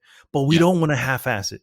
Let's bring in someone who we know will not half-ass it and deliver a perfect port to PC. Yeah. That is a super smart God of War port, and I'm not sure if Nix was involved or not. To be honest with you, I do not know. I don't know. But if Sony has demonstrated is that they definitely know how to port their games to PC. What does Sony does for this? Well, diversify. Honestly, that's precisely they're already making the moves. It looks like the battleground is shifting away from hardware to content, basically. Yeah. And you, yes, absolutely 100%, no doubt.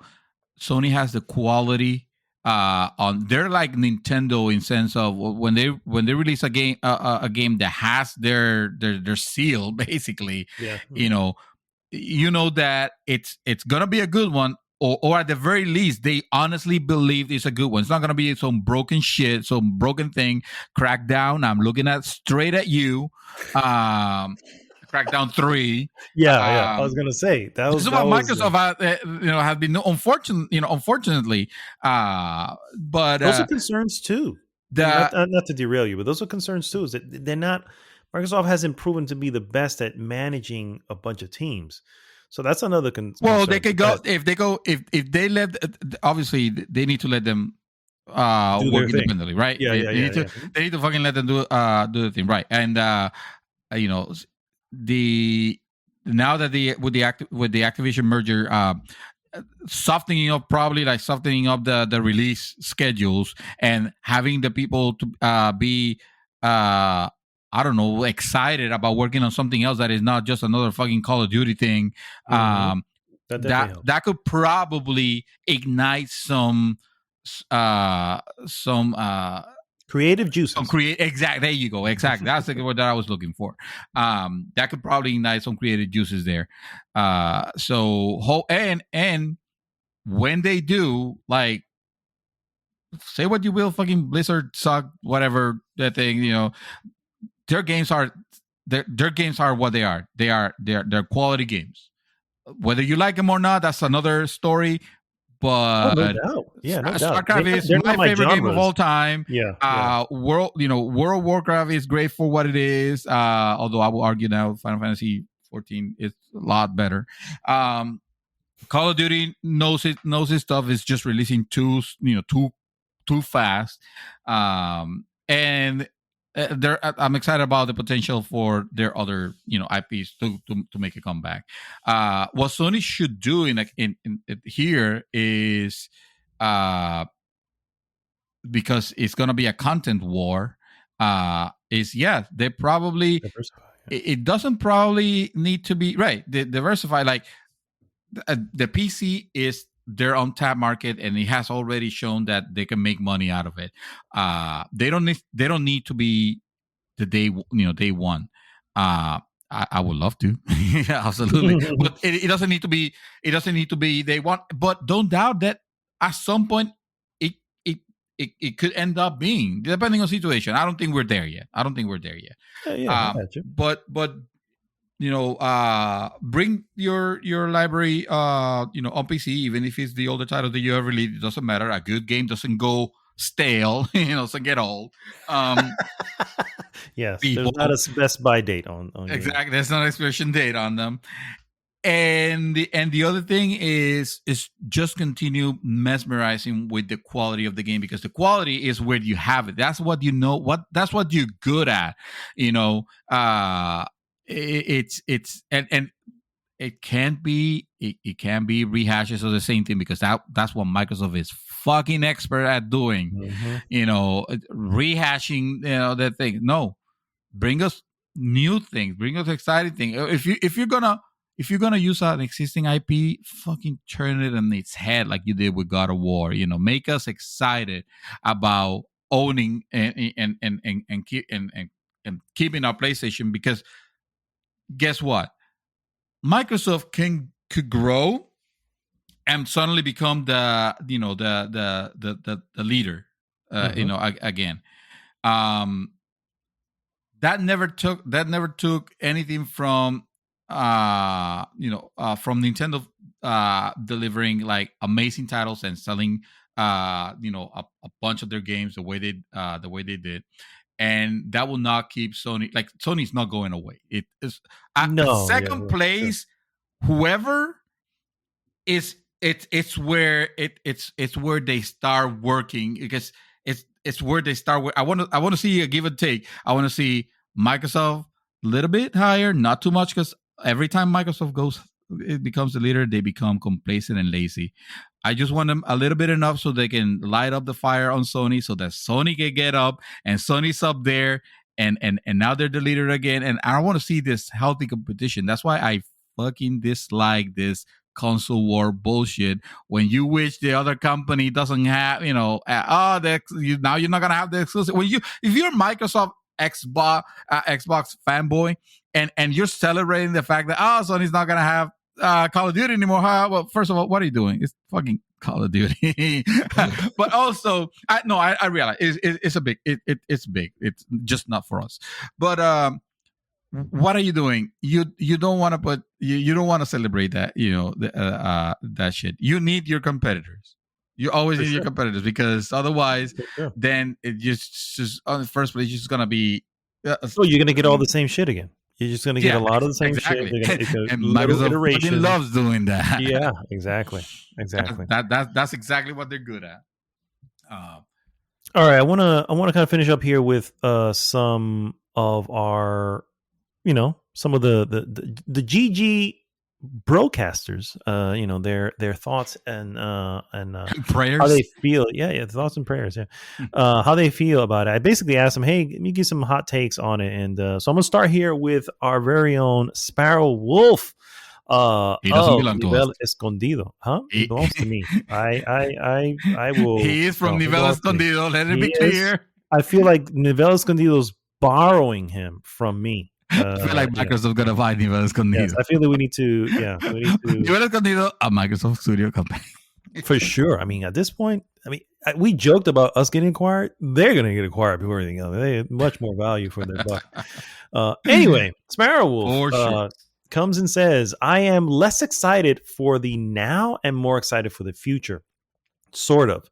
I don't play any of the current games except for Call of Duty from time to time, not actively, pun intended, nor am I a huge fan of any of the other titles.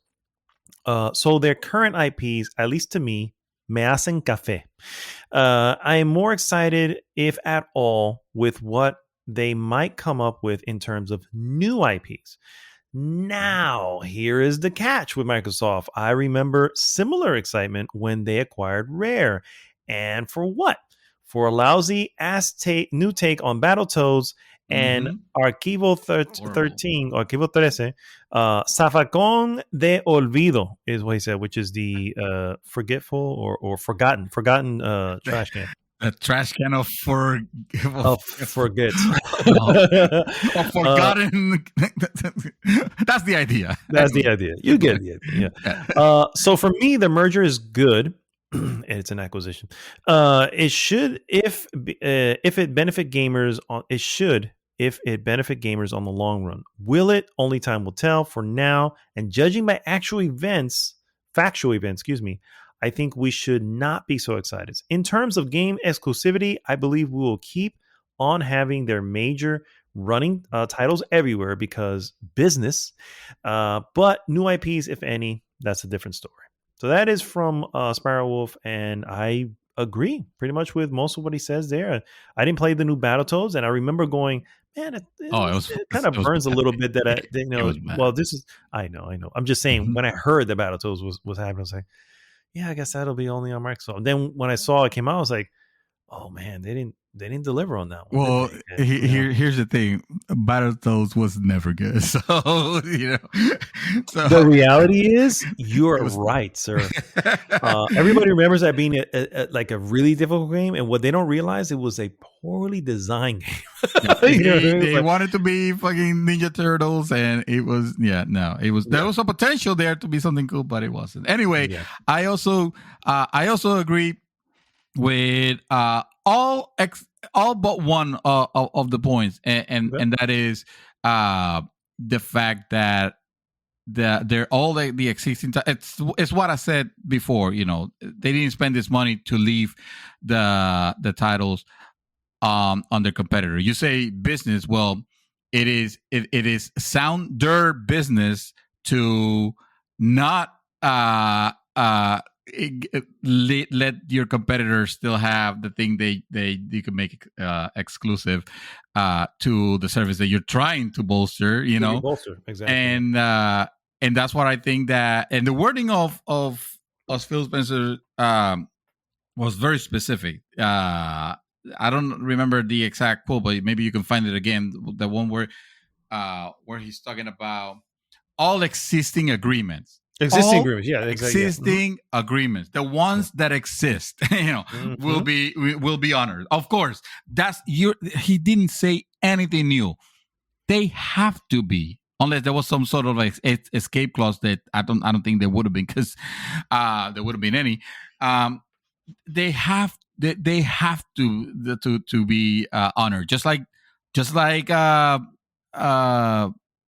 my God, was the game from Bethesda, Deathloop, just like Deathloop, that the time exclusivity, and Ghostwire Tokyo, exactly, Ghostwire Tokyo, also another Bethesda game, like those will happen, but in the long run, unlike Minecraft, because everybody likes to compare to, they did it with Minecraft. Yeah, Minecraft, the allure of Minecraft.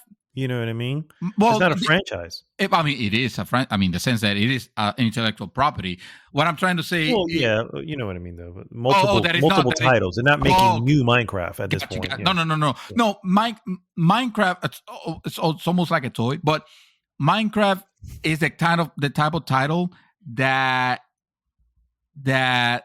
their audience is not the decision makers.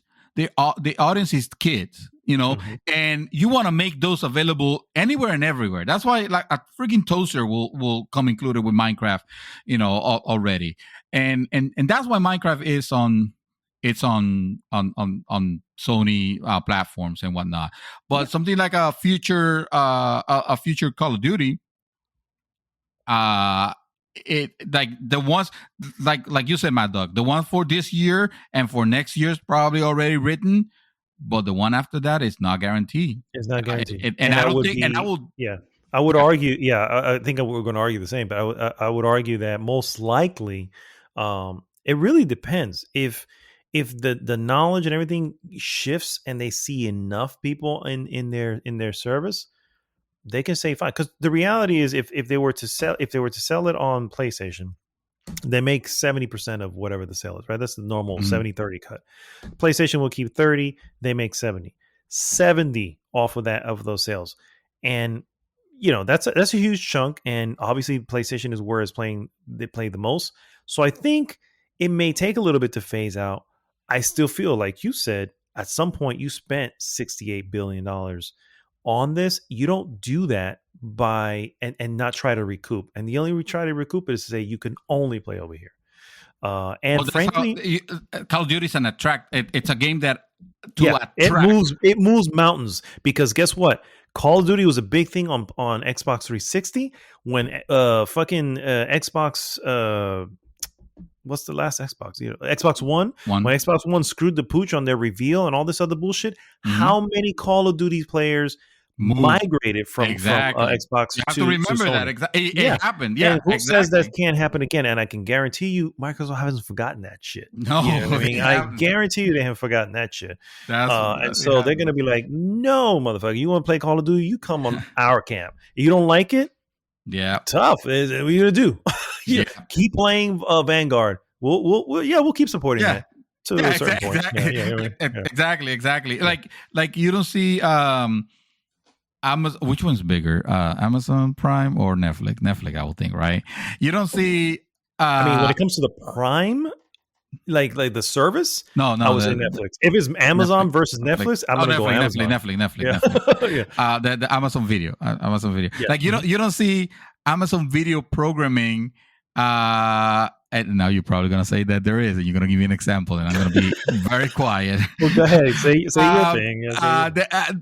You don't see Amazon Prime putting their programming on Netflix, just to reach just so they can reach a audience or whatever. Correct. No, you're right. They're doing it to Amazon original stuff. There. Yeah, exactly. Amazon original stuff, Netflix original stuff. Mm-hmm. You can see them. You can see the titles because there's an agreement to whatever to show off certain titles. You can see them on the box and stuff like that, but they are locked away. There's a particular show right now I want to see. It's on Apple TV, and I refuse to pay for another fucking service because fuck them. That's why. You know what I mean? But there's a series which is like super popular, and I'm just like, fuck, I want to see this, and I can't. And it's the way of the subscription service where we're at now with everything. The subscription service. With subscription service. It's everything, literally. Yeah. All right. Next one here, real quick. We have Mr. Chaos Reaper. Woo! And he says, I found it hilarious when I read and heard people freaking out about it or being overexcited like it's the end of the world for Sony. I highly doubt Microsoft will make anything hugely popular, an exclusive, same way Minecraft did not become an exclusive. It makes no business sense. New IPs might be exclusive, but well, let's not worry about that until they've actually announced one and maybe completed it. Right now, I'm indifferent about it until they do something with the acquisition. Well, technically, the acquisition. Yeah, it's basically what you just mentioned before. Yeah. And also the acquisition technically is ongoing at this point. It's not even, they will be acquiring. It's not actually acquired yet, but you're right. And then at that point, who knows what they're going to do from that. So, we kind of, we sit on different camps, I guess, with him. Yeah. A moment ago. Yeah. And of course, Mr. Dark, finally says something. Dear Lord, thank you, Dark, for chiming in. I think it's a huge game changer in terms of quality, as Call of Duty titles will now not be yearly releases. Maybe we can get back some of the amazing quality of Call of Duty we had back in the day, since Phil said it would stay on PlayStation, but if not, well then, GG either way. Well said, sir. Well said. I do say that the potential of having quality move up the ladder of importance now that they've been acquired by Microsoft. I do think that is a positive, and I guess I should stress that. I think that's a very positive thing. A lot of those IPs that are dormant, maybe they can hand it off to one of the smaller teams. And hey, listen, what do you think you could do with this? And then let them, or even better, and this is really the better thing. Maybe one of their teams is excited and go, hey, no one's doing something with that IP. Why don't we pitch something to Phil? Mm-hmm. I'm excited about it. Phil likes games and he likes let me tell you, nothing works better than the team themselves being excited to work on it. And they look at that and go, oh shit, imagine if we can make a new Skylanders. Why not? It's a big thing. People probably still have some, you know what I mean? I'm just giving an example. But when they get excited behind it and just go, yeah, I think we can do this. I could, shit. A new Tony Hawk that is good. That is exactly. Imagine this, and imagine that a Tony Hawk game. Yes, exactly. Where they go, hey, we're gonna make Skate look like shit. That's what we're gonna do. You know what I mean? It's like, whoa. And so you never know. So there is potential for really good stuff here. And no, I still say all those reiterations will be locked behind those doors regardless, because it only makes business sense. For right now, we'll see how long Call of Duty lasts. I still feel that the days are numbered at this point. It's funny that Diablo 4 has gone from an ignored game to like one of my most anticipated titles now because There I you no go. longer feel the guilt. There you go.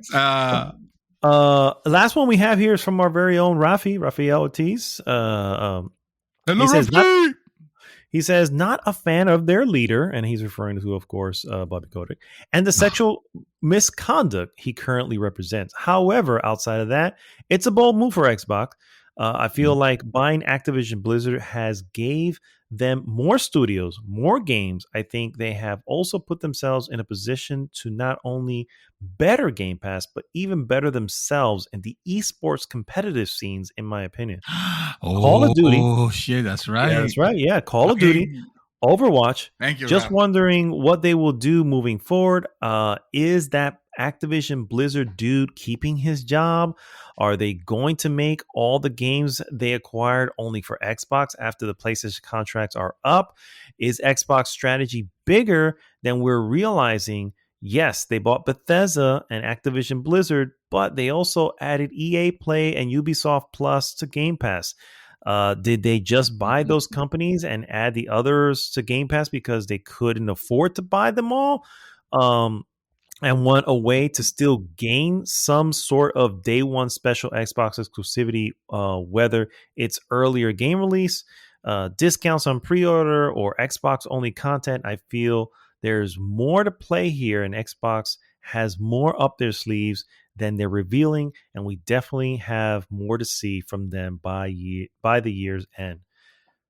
Excellent points all around on those. I honestly forgot about the EA. Agree 100%, especially with the exactly esport. Yeah. We're not you and I are not big into esports. I could catch them and they're entertaining, but yeah, no, it is a huge thing. It also, I mean, I know we didn't talk too much about it, but let's not forget, fucking mobile market is like it's like a market with Activision has banked for the longest time, and that's a huge revenue for them because those games are so easy to develop. They're so easy to develop and bring so much fucking money that shit, it might be end up being one of the elements that pay off for whatever losses they might be suffering on Game Pass at the moment, you know. Not obviously always in the long run, but you know what I'm saying. You don't recuperate $71 fucking billion just overnight. Obviously, that's Mike. That's another thing I failed to mention, and I didn't mean to. Microsoft stock also went down but that's expected. Investors and acquisition tend to don't love exactly, because you're pulling away value, so exactly. It's also and there's something to consider, and I think a lot of people miss this when they look at especially with the numbers with Game Pass. It's like, yes, like you mentioned, it's 25 million subscribers. That's I don't know, you figure per month 25 million, that $10 a month, that's 250 million, right? $250 million. That's a lot per month, right? That's got to be good stuff. But then you just consider 15, because there's a 15 tier and a 15. Okay. And by the way, but I'll keep it at the 10 just to say many people who get off of it do it for $1, come back for $1. That type of on the sale. You know what I mean? You're not even paying the full $10. So that even out, let's just leave it at the $10 for now. And so, but you don't just consider everything that goes behind stuff. I mean, so they got Activision Blizzard, and just think of the salaries that they now have to pay for the 19,000 employees, and the average right now, the average salary for a fucking game developer in California, and you're one of the most expensive states in the world, somewhere about 90,000 per year, and so that alone is roughly about 150 million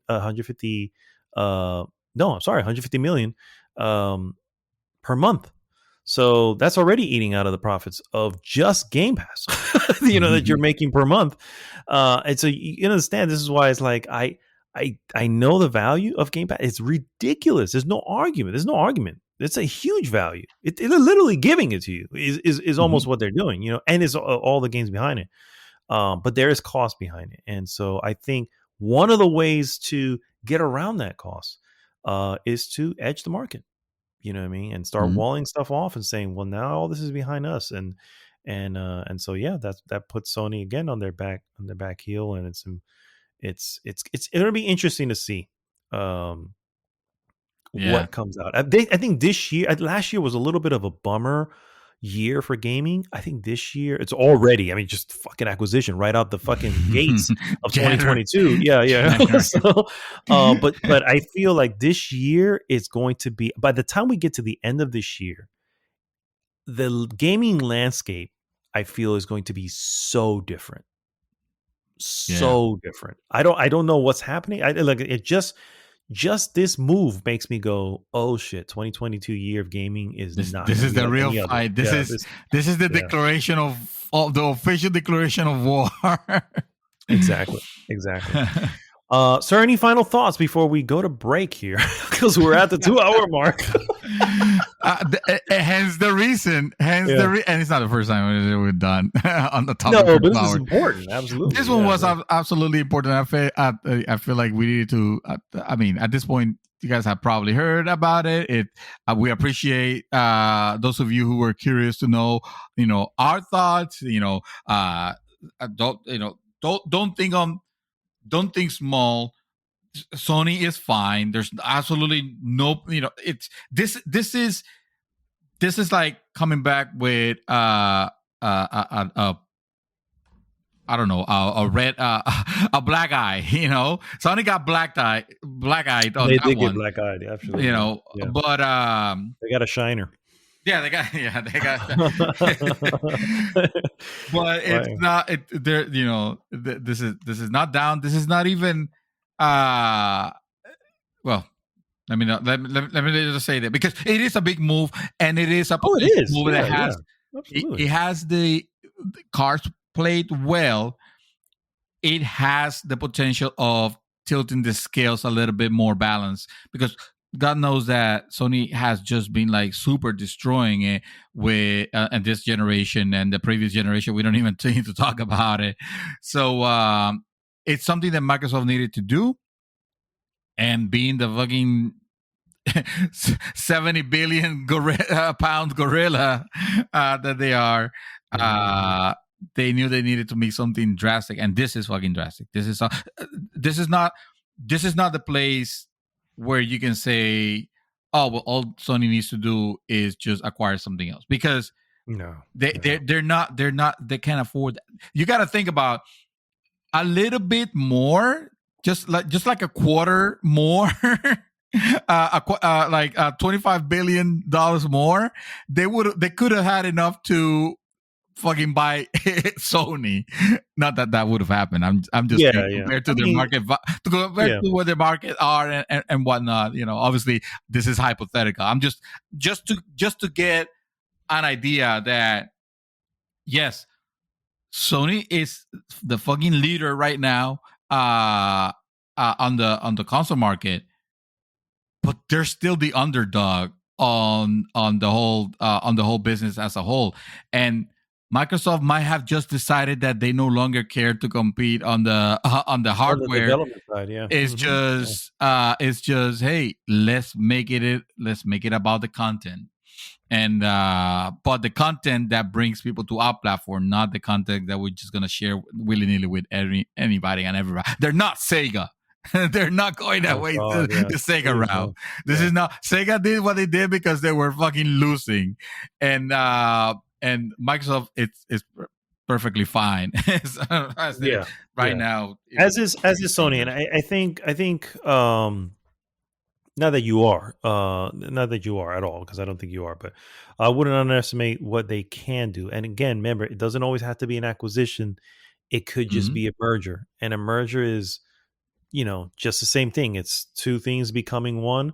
The difference is both have the equal say, as opposed to an acquisition. I am like, as Phil Spencer said, I will be the CEO going forward. That's the difference between the two. But the reality is, Look the at benefits me. still come out. I am the PlayStation now. Yeah, exactly. Oh my god. So Sony bought Epic. All right, there you go. You heard it first here. Shit, Sony could barely afford stock of Epic. I think they own a fifth of the company, not a fifth. Oh, did I say they 5%, bought? 5% of the I company. meant they merged. There you go. Oh, There they you go. merged. Oh, Epic, yeah. shit. It's Sony You mean Epic they Entertainment. got acquired, is what you think? Ah, okay. They got acquired by Epic. Holy shit! No, I kid. All right, guys. Obviously. We'll reconvene here. We'll be right back with some shit. What do we have? Oh, what we've been doing. We're going to talk about what we've been doing. If you're not interested in this part, at this point, thanks for joining us. Exactly. Whatever. GG. And for those of you who want to stay and find out, life goes on. Yeah. At this point, we still game, and that's what we do. Still game, exactly. Yeah. All right, we'll be right back.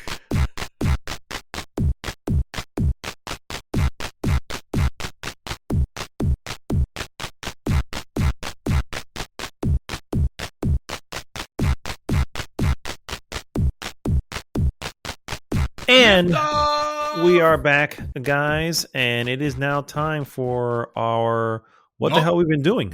Exactly. I was going to say it's not time because we are doing it opposite of time. We are actually going back in time. Sure. But it is, for this episode at least, it is time for what we have been up to. It's about time. It's about time. For those who have been tuning in, that's what I say. For the, I get it. We got like maybe 5-6 listeners, but for the one or two who are like really desperately like, what the hell have they been doing? We've been sitting here for 2 hours. We have not heard what they have been playing.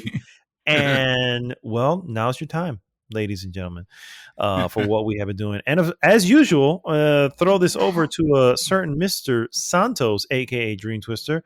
Sir, what has been, other than the fact that GG and Activision have been acquired by Microsoft, what else have you been doing? Wait a minute. What? What are you telling me? You about that? Oh shit! Let me tell you. I gotta wait. Stop the presses. It's happening, sir. It's happening right now as we speak. I'm literally on a Zoom call. He's muted, but I'm on a Zoom call right now with Phil Spencer. After reprimanding him for literally handing money to the devils, afterwards, he kind of sweet talked me into, well, you're not the devil. And I kind of looked at him saying, you're right, I'm not a devil. And he's like, well, if I gave you $1 billion, would that be a bad thing? And I was like, no, I don't think that would be a bad thing. I think I'd be okay with that. And he said, well, there you go. See, it's not that big of a deal. And he never gave you the $1 billion though. That's the problem right now. I'm looking at my account and not much is there. It hasn't clear. Except for what was there before. And Microsoft has spent $70 billion. I think they'll be bouncing checks from now on for a while. At this point, they cannot. They need to a little space. They're a little space to Sir. In all realism, sir, what have you, sir, been up to? Well, my good sir, after the headache that was the news of Tuesday, I didn't know what to do with my life. I didn't know what to play anymore. Life had no meaning. I have no meaning, exactly. But I trudged on and I kept going into God of War, and I reminded myself that no, Sony's okay. If Sony can create these masterpieces, they're perfectly fine. Their value is this type of quality on these games, and thank you. Who's the CEO again? Jim Ryan. Jim Ryan. Thank you, Jim Ryan, Poppy Ryan, for allowing this treasures to share them with us PC plebes. And I've enjoyed the heck out of how this game looks and feels and plays. And oh my God, I forgot how awesome God of War is, and how it feels, how it the meaty freaking Kratos like fucking hitting the guys. Like, it's one of those things that you don't want to forget that this is probably one of the most well-crafted games ever. Yeah. You know, it's you don't like you played it. Yeah. You think, oh, it's a 2018 game. 2018 already came and went. You know, this game's old news. You know, by now, but you put this shit on put it in this PS5 because obviously it has the patches now and it runs like incredible.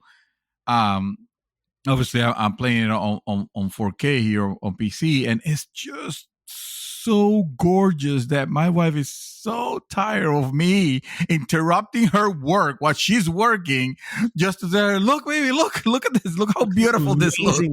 Like visuals. Yeah, vistas are amazing. And I try to do a photo mode because he has a photo mode, and I'm not into photo. I'm not big into photo mode. Like I'm not a photo mode guy. Oh yeah, me either. I just play it. No, that's right. Especially you hate them. Yeah, this is the worst shit ever. It's like the biggest waste of time. I took a photo of what I thought was like a beautiful vista, like a beautiful look. Of that, that tree right at the very beginning, that you meet with the witch. I forgot what her name is, and she lives in a tree basically, and or it's a turtle that has a tree on its back. Anyway, giant turtle. Anyway, the thing looks gorgeous, and I tried to take a picture of it, and I didn't realize that it leaves the HUD. Along with take a picture, press this button, take a picture. So yeah, it's not. There has to be a way of taking off the HUD, no? No, I'm sure there was, but I ruined that, unfortunately, and I'm not gonna go back just to do that. But it's not like PlayStation 5. You have the button, and the button will take whatever for . So anyway, you guys know God of War is great, so I'm not gonna delve on that too much. One game that I did try actually, and I am gonna let you fill the blanks on this one because I didn't put enough time on it. I was basically force-fed this game. Actually, no, sorry. I was given it as a wonderful gift, and I'm like force-fed. What are we talking about? What game is this talking about? This game appeared. You don't appreciate a gift, man. I'm just gonna say. Tough, and just take it and love it the way I do. One of these days, the way you do exactly. One of these days, house party is gonna appear on your on your Steam account. You're gonna have to justify why you played house party. It's gonna say, oh my god! And the sad part is, out of curiosity and just the sheer fact that I dig indies and everything, whatever, I will have to play it. So that I can make some sort of wow. Okay. No, you'll just have to tell David gave me this gift. Oh, I will. Oh, for a fact. I will even show her the receipt. Like, look, who paid for it? That's just the way that's just happened. House party available now, guys. No, so no. Actually, I got Mad Dog to thanks for this gift. Completely unexpected, out of the blues. Inscription, the Devolver Digital joint that you spoke about highly last podcast, I believe. I did. You did? Yes. Yeah. Last. I don't remember if it was. Yeah, I don't remember if it was. Because remember we discovered that this was from Daniel Mullins Games, who's maker of Pony Island. Oh, yes. We were talking about that last week. Yeah. He looked like Pony Island, Hex, by the way, and the Hex that we were just talking about earlier too today. But go ahead, sir. I'm sorry. That was actually No, God, dude, this game is fucking weird. They nailed the weird factor on this game so much that first of all, and I'm obviously not gonna spoil anything on it, but there's not much to spoil at the point that you're at. No, but it's cool. It's cool to figure shit on your own. Also, like I didn't know how to start a new game. Let's just say I didn't know how to start a new game. Yes. So So so I spent a considerable amount of time trying to figure out if the game was broken or if my installation was borked. Because it's one of those games that it's like it's not graphically intensive. It's not trying to be. It's just it feels like the game is small enough where I think it's like, oh, probably something got messed up on downloading because it doesn't it doesn't really let me start. But no, once you start playing this game, it's like, oh my god, it is. It's crazy town. First, I don't even know how to describe other than the premise, because I still have no fucking idea of what this is supposed to be. All I know is that the game plays sort of like a game of cards that you're playing with someone that in the meantime is telling you a story, and you're making decisions about that story, but every time you have to It's almost battle, like a what is the stupid Dungeons and Dragons? Dungeons and Right? Dragons. It's like a Dungeons and Yeah, Dragons it's like having a dungeon master card game. Yeah, exactly. Yeah, You have a dungeon yeah. master. Yeah, and but it's just you two. There's no other folks. Yeah. Yeah, exactly. It's just us two, or are we? 'Cause Oh, are we? I mean, who knows? Yeah. one of my cards speaks to me every now and then. It's hilarious. Oh yes, that card. I know what you're talking about. I like, dude. I really fucking like the style of it and the charm of it, even though it's not meant to be a charming game at all, because it's totally not. It's kind of creepy, not in the sense of being like super creepy, that scary. Not in that sense, at least not yet. It's mostly it.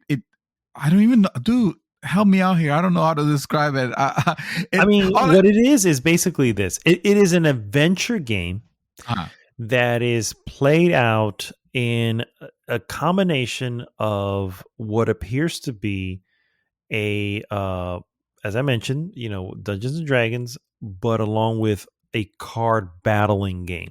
Right. It is a card battler. It is not PvP. It is definitely PvE completely. You're playing against the fucking AI.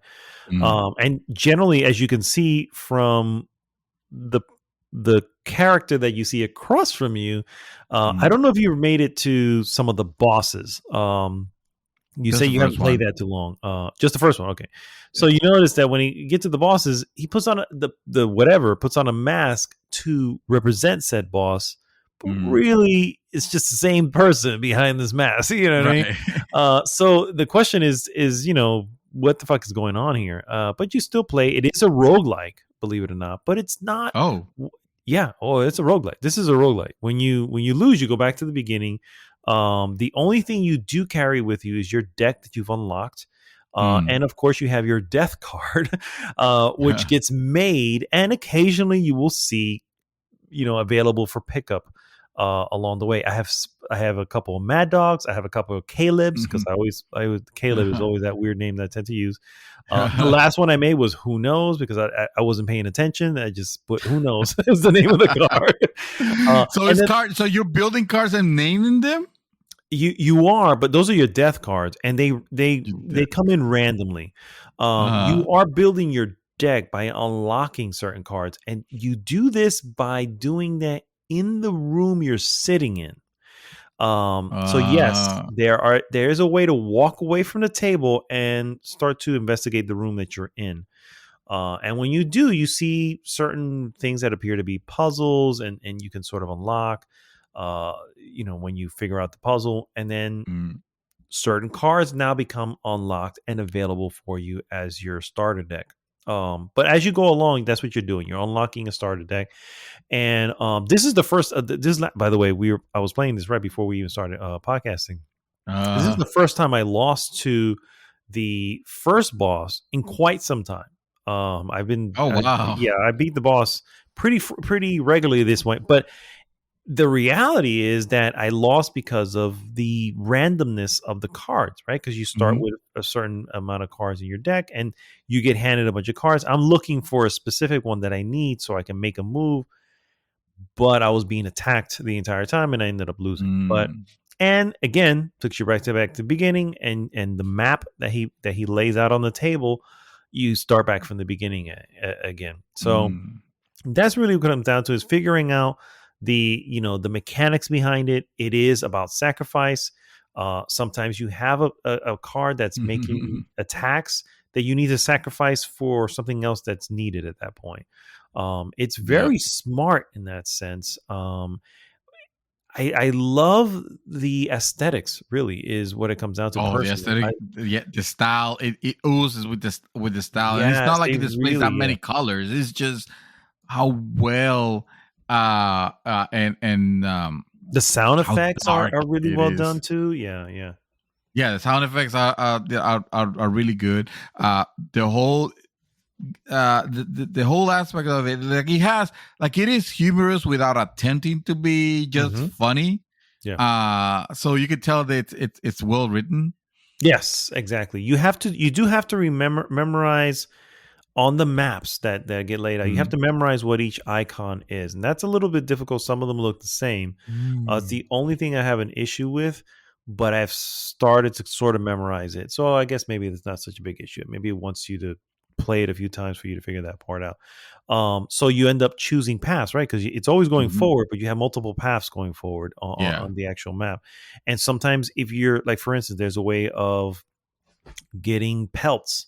And these pelts, the Mm. problem with these pelts is they're good in a sense that you're able to sell them later for good cards. But in the meantime, they're in your deck and they can appear as you're Mhm. playing. And by the way, a dead pelt does nothing but sit there on the field. So don't ever play the pelts for the record.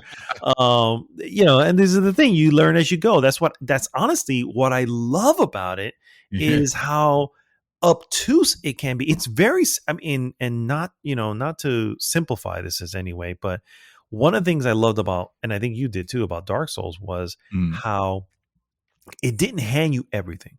It Right. didn't say, here's how you do, here's a new system, whatever. You weren't 20 or 30 hours into the game getting new fucking tutorials. You know what I mean? It's like, Yes. no, there are a lot of systems behind here and you will figure them out as you go. And that's exactly what Yes. this is, a card battle game mixed with some sort of adventure game, and you will figure shit out as you go. It moves so fast that even if you have to reset and go back, it doesn't matter. It takes seconds and you're boom, you're done. You're starting the thing over again. And I spent literally, I think the other day I spent like 3 hours just back to back to back just playing this shit. I was like, man, this is really, and I'm understanding the complexities of it. And that's what I love about it is that it doesn't hold your hand like Dark Souls. Dark Souls does not hold Mhm. your hand, but it says you're going to figure this out. And we're going to make it fun along the way while you're figuring this out. Yeah. And so far it's delivering. It is the only thing that I because you know that I'm not a huge fan of roguelites Mhm. is losing it's spending all that time and going back to the beginning when I lose a card, but at least I keep something. You know, Yes, I'm you do building keep the deck. something. You do have unlocks that happen. Stuff that you get Mhm. again when you walk away from the table. Anything you get when you walk away from the table is yours and becomes part of your deck. Yeah. And on top of that, like I said, once I was getting hammered by that first boss many a Mhm. times, and then once I got him and understood it, it just unlocked. And like I said, the only reason Yeah. I lost this last time is because it was a bad hand that was dealt. It is what it is. Mhm. It doesn't take long to get back to them. The Yeah. beauty of many roguelikes is from beginning to the very end, it's never really that long. You know what I mean? Like Yeah. it's an hour, maybe an hour and a half. That's why a big complaint by Returnal was these runs are taking so long. These are long ass fucking Yes. runs. But even there, it was like I figured out along the way. It's like it doesn't take that long. There are ways around shortening it. And once you figure those out, it's like, oh, it's no big deal. Again, that's beside the point. What I'm trying to say is that this doesn't look like this looks to be your typical roguelike length, where if you were looking at it from the very beginning of the thing to the very end, if you were to make one full run, it may take you an hour, may take you less. Yeah. You know what I mean? And If you're so it's lucky, if you're if good with if you're good, playing yeah, your cards right. and If exactly you if you play get your the right cards card, right. yeah. Oh yeah, well said, sir. So anyway, I'll let you keep going, but I'm just saying that Yeah. it disappears to be a little more. And on top of that, Uh, I don't know what it is, but I have stumbled upon certain articles and certain things that I've run across, whereas like the game opens up to something more than it appears, and that has me also going. The gameplay is yes. pretty cool to get into, and whatever this opens up eventually is enticing. So Yeah, it does have that's the carrot on the stick sort of situation, like to find out what the hell is going on exactly here. Exactly. Yeah. You know, but I haven't played enough to not even give it a score or anything like that. All I'm saying is that you told me about this game, you showed me how stylish it was, you told me to check it out. I checked that out, and yeah, I intend to go back and at least give it a couple more, because it's still at the core, it's still a card game. Yeah. So I don't see that as being repetitive. Like if I would get sent out to the beginning, I don't feel that playing cards. It's Yeah, it's this long it's trek back to where you were. I know. no, Yeah. because I mean they are inherently already random. So Yeah, exactly. Yeah. yeah, this is a good game. You know what? Also is a good game. Deep Rock Galactic. Oh, Yes, we did our Tuesday run. We sure did. Deep Rock Galactic. You, Chaos, Dark, and yours truly.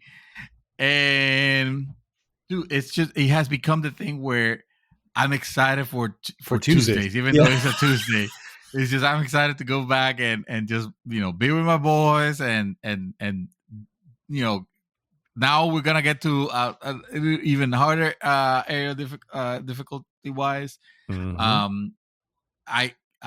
I'm very thankful that game it's on PSN. Now if you guys haven't tagged it or grabbed it, you definitely you oughta. I'm not sure about soloing or playing with randos, so if you can put a group together like we did, you are in for the time of your life. It is amazing. It is very, very It fun. is so much fun. It is. I honestly, it's funny, and I'm glad I did it. You know what I mean? Because I really pushed. Because I don't want to say it's an unknown, because in the PC realm, it's not unknown. Everybody knows about it. It's been out since 2018, I think, is when it came out.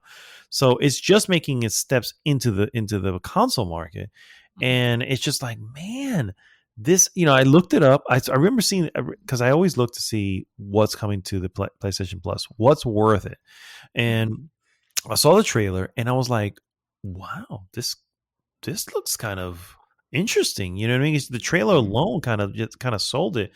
And I was like, you know what, guys, tag this, please tag this. I feel like we have something special here, and I'm so happy that is really it is truly an awesome co-op experience.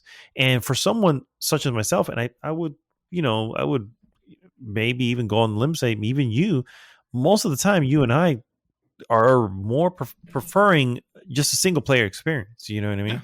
And to be into something that is so different, so random, and it's a co-op experience, and just be like, oh, I just want to go back. I just want to go back and hang with the guys, open up new power ups, and take on the next mission. And even if one of us doesn't make it, it's okay. It's just all fun, bro. It's just this is such a good game, and it's such a good get for PlayStation Plus. Easily, bro. This is such a smart get for them. For sure. We were I think someone asked, so are we planning on going to back to Ghost of Tsushima Legends, which was that was very fun when we were playing it, when all of us were playing it. For sure. But I think we were like, not now. We're still having a hell of a good time with Deep Rock. I agree. It's something different, and I think it challenges everyone. I feel one of the most challenging parts at the beginning is like, shit, I play a dwarf. In every RPG, I think most people avoid the dwarf. You know what I mean? For whatever reason, no disrespect to any dwarves out there, but yeah. He's melee. He's just strong melee. Yeah, he's a exactly. Short, strong melee character. Here, everybody's that. And the classes are different. And it's not the same thing. It's not about killing. It's about the objectives, you know what I mean? Which is usually a much more fun experience as opposed to the one who gets the most kills. It's like, no, who's the one going in, completing the objective that we need and getting out, and that's such a fun game, dude. Oh, dude, it's great. The last game that I played, actually, I started this one very recently, as recent as today. Oh. And this was a surprise. Uh-oh. I am playing Nobody Saves the World. No, you're not, because there's another Drinksbox title that you should be playing before this. I'm pretty sure you own. I'm playing Nobody Saves the World. All right. I am severely disappointed, and yet also excited. So go ahead. Hey, if this could be the one that takes me to play that other game that you want me to play, that shall remain nameless because I hate the name, then hey. Wow. No, actually, I need to check this. I need to check fucking Guacamelee because and I have yet to find anybody say anything negative about it. And it's a Metroidvania, and I love Metroidvanias, and I don't know, I'm just not in love with the whole wrestling thing, but whatever. Evidently, it's good. I heard it's good. It's excellent. Not good. It's excellent. All right.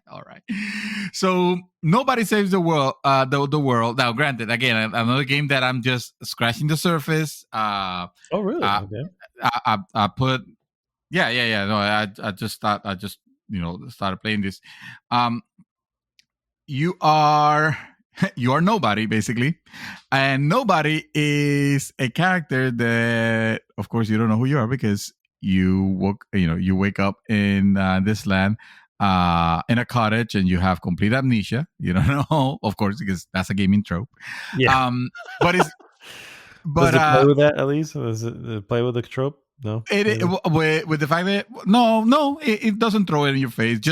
It's just more to portray the fact that you can become almost anything. you could transform into almost I don't remember it's a bunch of different characters you can transform, but the character yourself, you look completely like a generic man. You know what? Like generic man, I'm gonna call it. Man. Like it's just a completely uncolored character. Like you're completely white, like a ghost almost. He evidently you're naked also, because the first thing that the first character you meet asks you is, "Hey, where are your pants?" Like it's just walking that way. But like whatever, it doesn't matter because the game is very tongue in cheek, very humorous. It's not. There's nothing serious about this game. It's mostly very stylized humor. Like we say, it comes from the makers of Guacamelee, so you can expect like maybe the type of humor. It's kind of similar. It takes place in this world where a calamity, fell from the sky, and suddenly like everything or a lot of areas are covered in this like nasty like fungus growth thing that is producing monsters also. And oh, by the way, in this kingdom, the most powerful mage called Nostramagus. Wow. He has been kidnapped, or he's missing. Well, this is, I mean, to be fair, this sounds all pretty original. Oh yeah, no, dude. Yeah. Originality here is pretty intense. Absolutely, absolutely. And it sounds like a joke, but the more you play this game, the more you realize, like, oh, okay, this is the game in itself is not trying to be like super original in the sense that it is a very cheeky hack and slash, uh, uh, sort of like Zelda, like Zelda 3. When I'm thinking of Zelda, I'm thinking of Zelda 3, Link to the Past. But almost that mixed with, what was the name of that other game? With the baby that will attack things with his tears. That was very dark. What's that game? Are you talking about wait? Are you talking about oh, I know you're talking about. Fuck. Hold on. Let me. Yeah, I actually have the game. It's a. Oh my god. The Binding of Isaac. Binding of Isaac. That's the one. Yeah. Actually, you bought me that game. Thank you. I did. Okay. Yeah. Remember, this is because you're my bro, and this game's fucked up. And this game fucked up. That's right. This was the original game. Yes. Shit, I haven't played that evidently since January 7th of 2014. Damn. I need to go back to the Binding of Isaac. That game is so fucked up. It's ridiculous. Oh my god, that game is fucked up. Bad. So so the art style, as far as the animation and the movement and everything, if it looks like that, and you almost move the same way.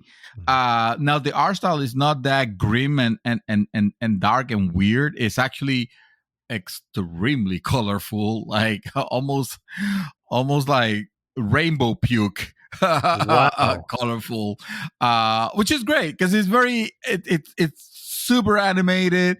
The gameplay, I mean, I'm looking at Guacamelee and I'm thinking, like, okay, so if Guacamelee was a side scroller, let's think of it as this same art style, similar art style to Guacamelee, but top down. And so as this character, the way as this blank character, generic character, you eventually end up acquiring a wand that allows you to take the form of very random characters. And when I say random, I imagine like it could be you can go from being the nobody to transforming. I think the first transformation is literally you become a rat. And as a rat, you have your own type of attack, which is basically kind of like nibbling with your teeth, but you see the teeth like very big when you're attacking, and your attacks will have their own. The attacks will be different. Like the attack on the rat, for example, will be that if you continue gnawing at your enemy, they will eventually become infected with poison. Okay. And now now you have you don't necessarily need to be continuing attacking because the poison could kill them. But you are a rat, and therefore you can get hurt very easily. And you expand on those attacks. I haven't played that far as to expand on them. It asks you to complete quests, but the quests are not like, they are side quests, but the quest that it's asking you to complete is more like killed, let's say killed poison 25 enemies or hit 3 enemies in a row, and then once you do it, like, it immediately tells you, okay, you completed this quest. You go into the menu, you cash your completed quest in, and that fills up a meter that one of them is experience. The one is FP, which is form point, I think is what it's called, which is the things that as you accumulate more points, you you accumulate more forms that you can transform into, and it could be a rat, it could be a bodybuilder. Okay. Yeah, you see the crazy jump. It could be a horse. You could transform into a horse. You could transform into a ranger, or an egg, maybe, or a snail. It's like these completely random characters that are like just whatever, dude. Just or a knight. There's one that is actually like a knight, sort of. And so it's the most completely random things that you can transform. I love that, dude, because it's almost like and the gameplay is very, very fast when you're attacking this enemies. And I like it because it makes you think of what not just which character to use, which character will be ideal for the particular situation where you're at, but also you can unlock abilities for each characters. Let's say for the horse, you can unlock an ability to run faster, right? Well, that ability is not only unlocked for the horse, it actually is unlocked for all characters. So suddenly you can have one of the horse abilities be used for the knight, so he can run faster, for example. Okay, I got you. Or you can give, or the ranger who attacks with, bow and arrow. You could give her the knight's shield, and suddenly she is able to defend herself. So it's really cool that you get to experiment with the different combinations. The only downside to it that I found so far is that the controls are they're easy, but they're not intuitive in the sense of transforming. I feel like it should be, especially in something as fast paced as the game is when you're attacking. Because dude, it's almost like Bind of Isaac. I mean, you gotta move. You gotta be continuously moving. You gotta, you gotta attack whichever way, depending on how you attack. If you're the ranger, you're using your bow and arrow. If you're the knight, your sword. If you're the rat, you're biting your way. If you're the bodybuilder, you're actually throwing the weights. You conjure weights out of nothing and just throw the weights at the enemy. It's like, sure, why not? Fuck it. Because exactly. So that's kind of fun. I said I saw the review for this, and I sent it to you, and I said, my dog, check it out. This might be a you game. Like this might be one of those games that you enjoy, because it's almost it's part like a mini. It's actually, it has elements of mini roguelikeness, in the sense that if you die on whatever dungeon you're at, the next time you go in, it's completely changed. So it has. Okay. I'm not sure I would call it procedural generation. I haven't played that far to find out, but it's gonna be different. It's gonna be different. So it has that. It has elements of roguelike. It has elements of Metroidvania, because there are you discover at the very beginning, you're already discovering areas that you cannot traverse. But maybe if I acquire this form, I could actually get here. Okay. And so it has elements of that. It has the humor. It has that fast-paced gaming, and it has a very good progression so far. From what I played so far, because again, you are constantly unlocking. Like it's rewarding you at a nice pace, not like all the time, but it is rewarding you, enough to where you want to do those little quests. They call them quests, but they're not really like side quests or anything like that. It's more like Fetch him? feast of Okay. like action things that you should do. If you kill this enemy this way in particular 30 times, then and it behooves you to use that form so that you can continue leveling them up. And some side quests are the actual real side quests can be freaking hilarious. Also, I'm not gonna lie. So yeah, definitely check it out. If you have any doubts how it looks, just YouTube it. You're gonna see that it is like extremely colorful and it looks hectic.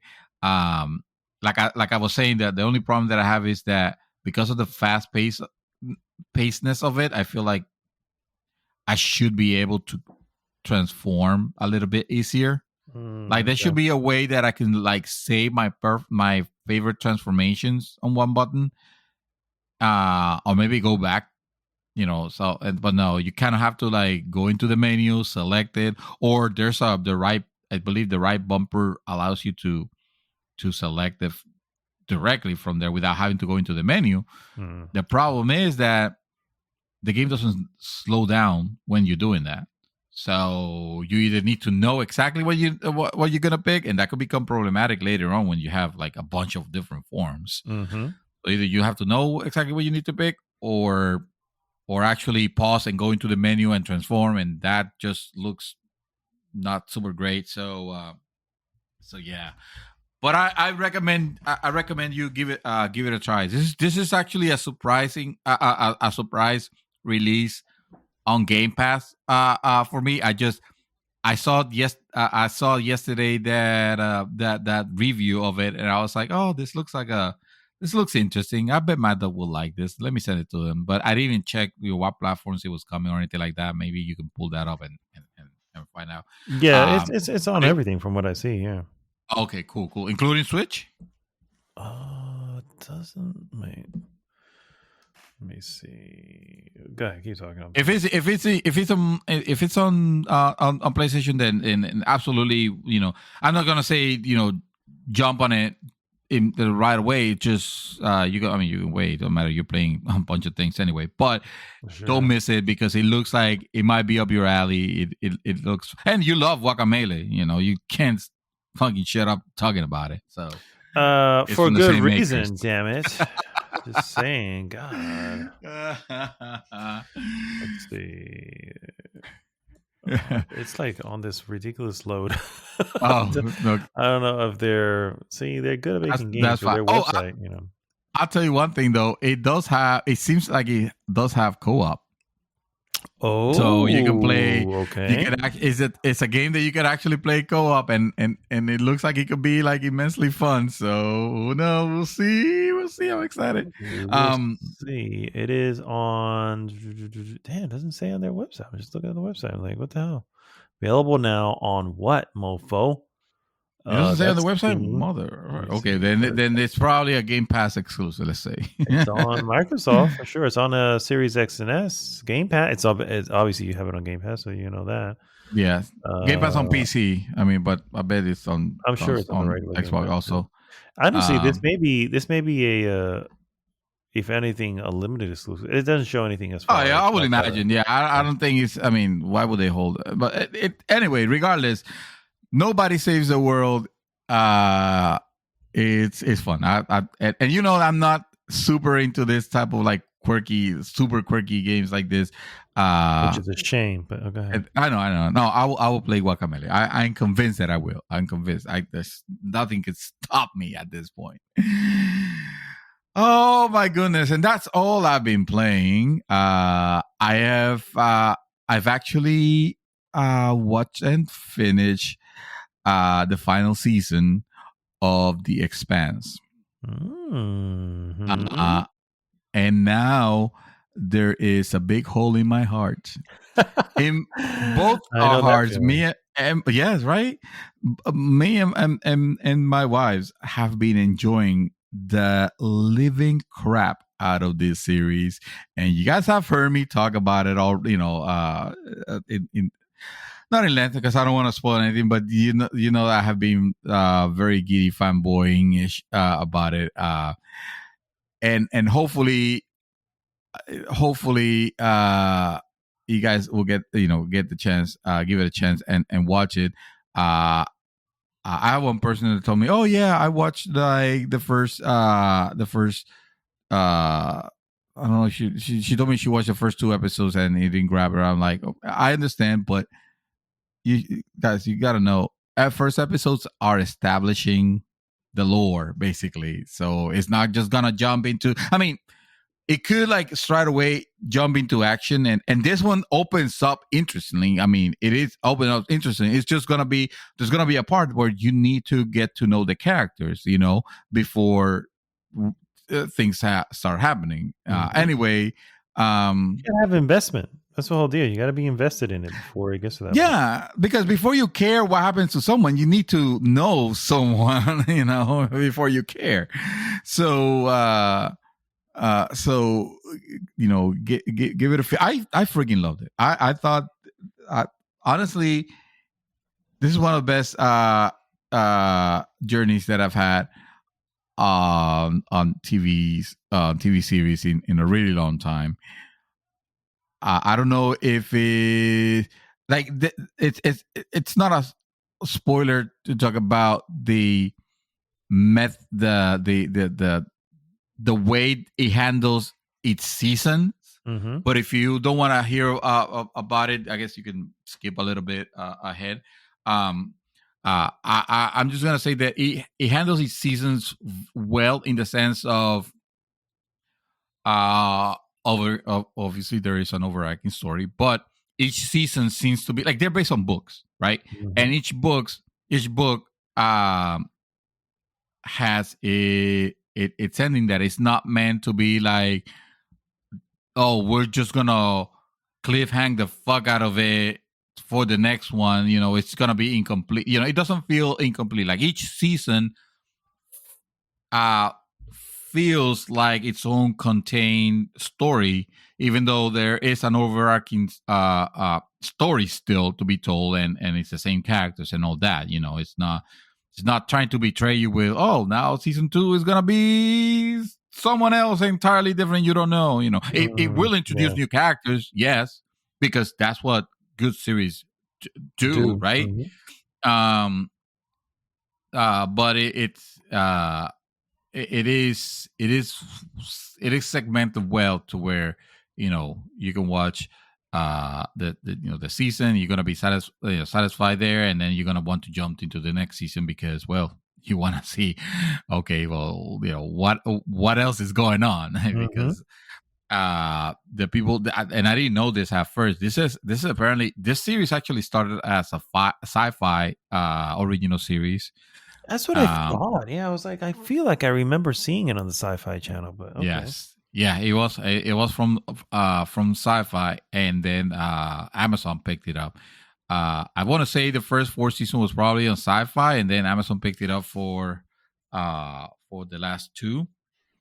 Okay.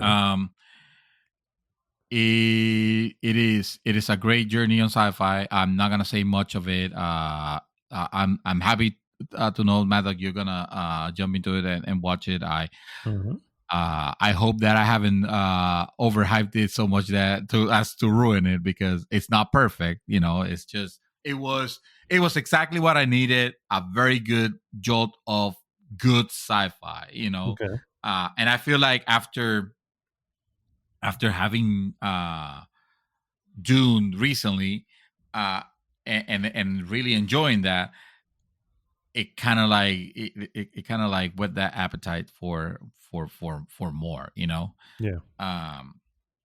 I also like sci-fi that is well done. That it takes that doesn't try to insult your audience too much with with some things. That they take into consideration the littlest detail. I feel like this one, it's done very well on that front. Dude, I immediately jump into the book. I finished the series. I was like, nope. I need to experience this. I was gonna do the audiobook because it seemed like the easiest way to it, but I wasn't thrilled with the actor that with the voice person. Oh, okay, I could have gotcha. gotten used to it. I mean, I could have gotten used to it. It's probably hell. Probably would have been better than Will Wheaton Oh reading God, Player yeah. One. That was kind of annoying. More annoying. Um, but and also it has been a while since I actually sat down to read a book. So I'm like, I'm gonna start with this. There are 10 books on this series. I don't know how big they are because I haven't actually seen them, but they're entertaining. I'll tell you that. So anyway, that is The Expanse. After finishing it, I'm gonna be very fair and realistic. It's not gonna be without its flaws or anything like that. But overall, I was very happy to have had the experience. I'm 4.5 in the shit out of this series. Oh, nice. Okay, So that's it a is. good one. Yeah, that is actually. Is it really great or Yeah, really great. Yeah. really great? There you go. There you go. And there you go. On the complete opposite side of the spectrum, I watch The Eternals. Oh yes, the best Marvel movie to date. I Oh boy. I don't even know how to go into this one. I'm gonna try. I'm really try not to be offensive in any way whatsoever. Not intended, not specifically, but if you ever wanted to have, I don't even know if I should use the term because it's gonna sound bad. If you wanted to see SJW the movie, may I introduce you to The Eternals by Disney? This movie has done well. How can I have no idea. I'm waiting for you to get try there. to dance around the words, but let's say it's the most inclusive movie that I have watched, and not to say, and this is not to in any way whatsoever even suggest that inclusivity is bad or is wrong or is anything negative in any way. But I feel like either it was done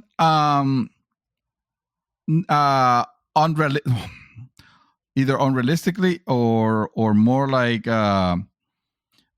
dishonestly almost. Like with not the right intentions, essentially. Right. It just feels weird. Also, the movie's not great either.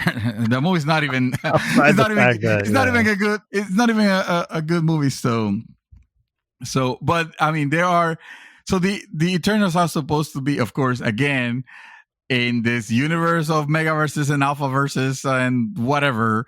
You don't even know who is the supreme god or who watches the watcher, or like you don't know anything anymore. Because at one point I thought Thanos was, with the Infinity Stones, was the amazing thing, the amazing, the most powerful being, and apparently the Infinity Stones are nothing. And then you have the what's it called, the one from Loki, the series, the timekeeper. Oh shit, I know what you're talking about. The time people, the ones who manage the time. Yeah, exactly. Like, that's supposed to be the TVA. Time variant the association. TVA. Those are supposed to be the ultimate beings. But then you have the Watcher from What If. He's supposed to be the ultimate being. And now we have the Eternals, and guess they're supposed to be the ultimate beings. Like at this point, it's like, There's too many who ultimate cares? beings. Welcome to Marvel. Is what that is. It's like that's been an issue with Marvel since forever. It's for Yeah, it's merging them. It's the problem. It's like if you go, there's no problem with having those universes. Just when you merge them, it sounds like a great idea, but then you're not thinking about the consequences. Yeah, one will outweigh the other, and you have to kind of address that. Yes, yeah, exactly. There's gonna be some disparities. Like the main one, the main one being like, hey, where were these beings, this powerful, all powerful beings, when Thanos, took away half of the population of the universe? Like, where were these beings? Oh, as supreme being, as supreme, we're not supposed to interfere in the matters of and the men. snap apparently doesn't matter, is what I'm hearing. Oh yeah, apparently that's exactly. Well, it doesn't affect godly beings. Sure, that's obviously written in the little small print that's at the very bottom of the gauntlet that all the stones say. By the way, this doesn't work against godly beings. Oh, exactly. It doesn't. Also, humans are the important factor. You forget about all the other species of all the other universes. Like that. That's not. We're not counting those. So you're wondering, like, okay, where did these people appear? They try to represent like pretty much every type, like every human, I guess. You have the white dude, which of course it's gonna be the bad guy. Unfortunately, you got the Asian chick. You have the androgynous teenager kid situation there. You have a mentally challenged person. You have a girl who's deaf, a mute, who speaks with ASL, American Sign Language, like eons before that was created. Obviously, she's the creator. Hello, must have been. Oh yeah, that's a lot of things. Like a lot of things that shape humanity's formation. They try to paint it as, well, we intervene. We were not supposed to intervene. We sort of intervene a little bit, and they did exactly what the Watcher wasn't supposed to do. Like, the Watcher only watches until he has to not watch anymore. Exactly. They have everything. This has everything, but done in a way that it doesn't feel legitimate. It just doesn't feel legitimate, and that's the part that is bothersome. It just feels like pandering, and that's not good, because we advocate we need representation, but not pandered representation like this movie was trying to do. So,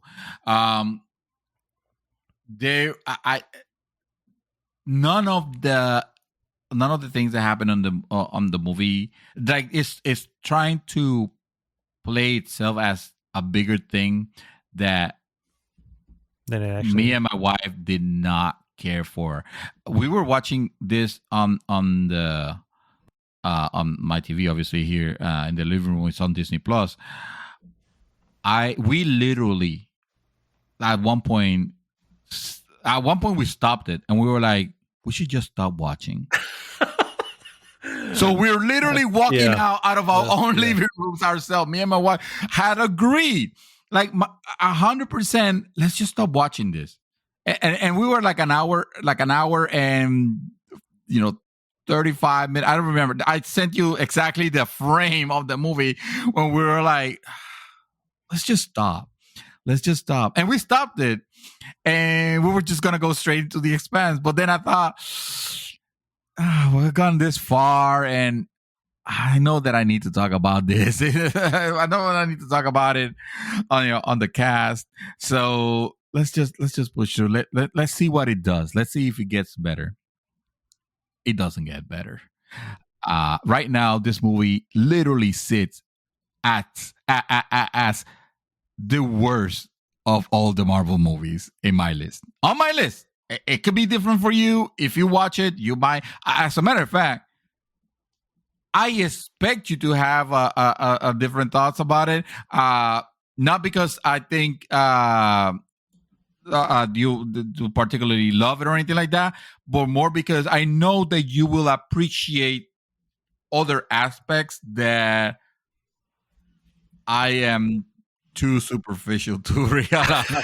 Wow. I'll tell you this. The special effects spot on. The special effects are good, or at least I saw what my eyes saw. Thought they were good. You'll probably find the flaws in the gems, but yeah, no, this movie's not good. This movie, I'm gonna say it's getting 1.5, and the only reason why it's getting that 0.5 is because of the special effects. Avoid, seriously, avoid. At the end, it tries to do it the Avengers thing of Assemble? the Eternals will return, and I'm like, who cares? I bet you they won't. Actually, I'm pretty positive they won't, because I'm just looking at the star power in the film. I guarantee you, this is a movie that lost money. I wouldn't. I would bet. Yeah. I would bet money that it lost money, because just knowing that you have Angelina Jolie, you have just the names behind it. You know what I mean? It's like you already have all this. That's a lot of star power on the screen.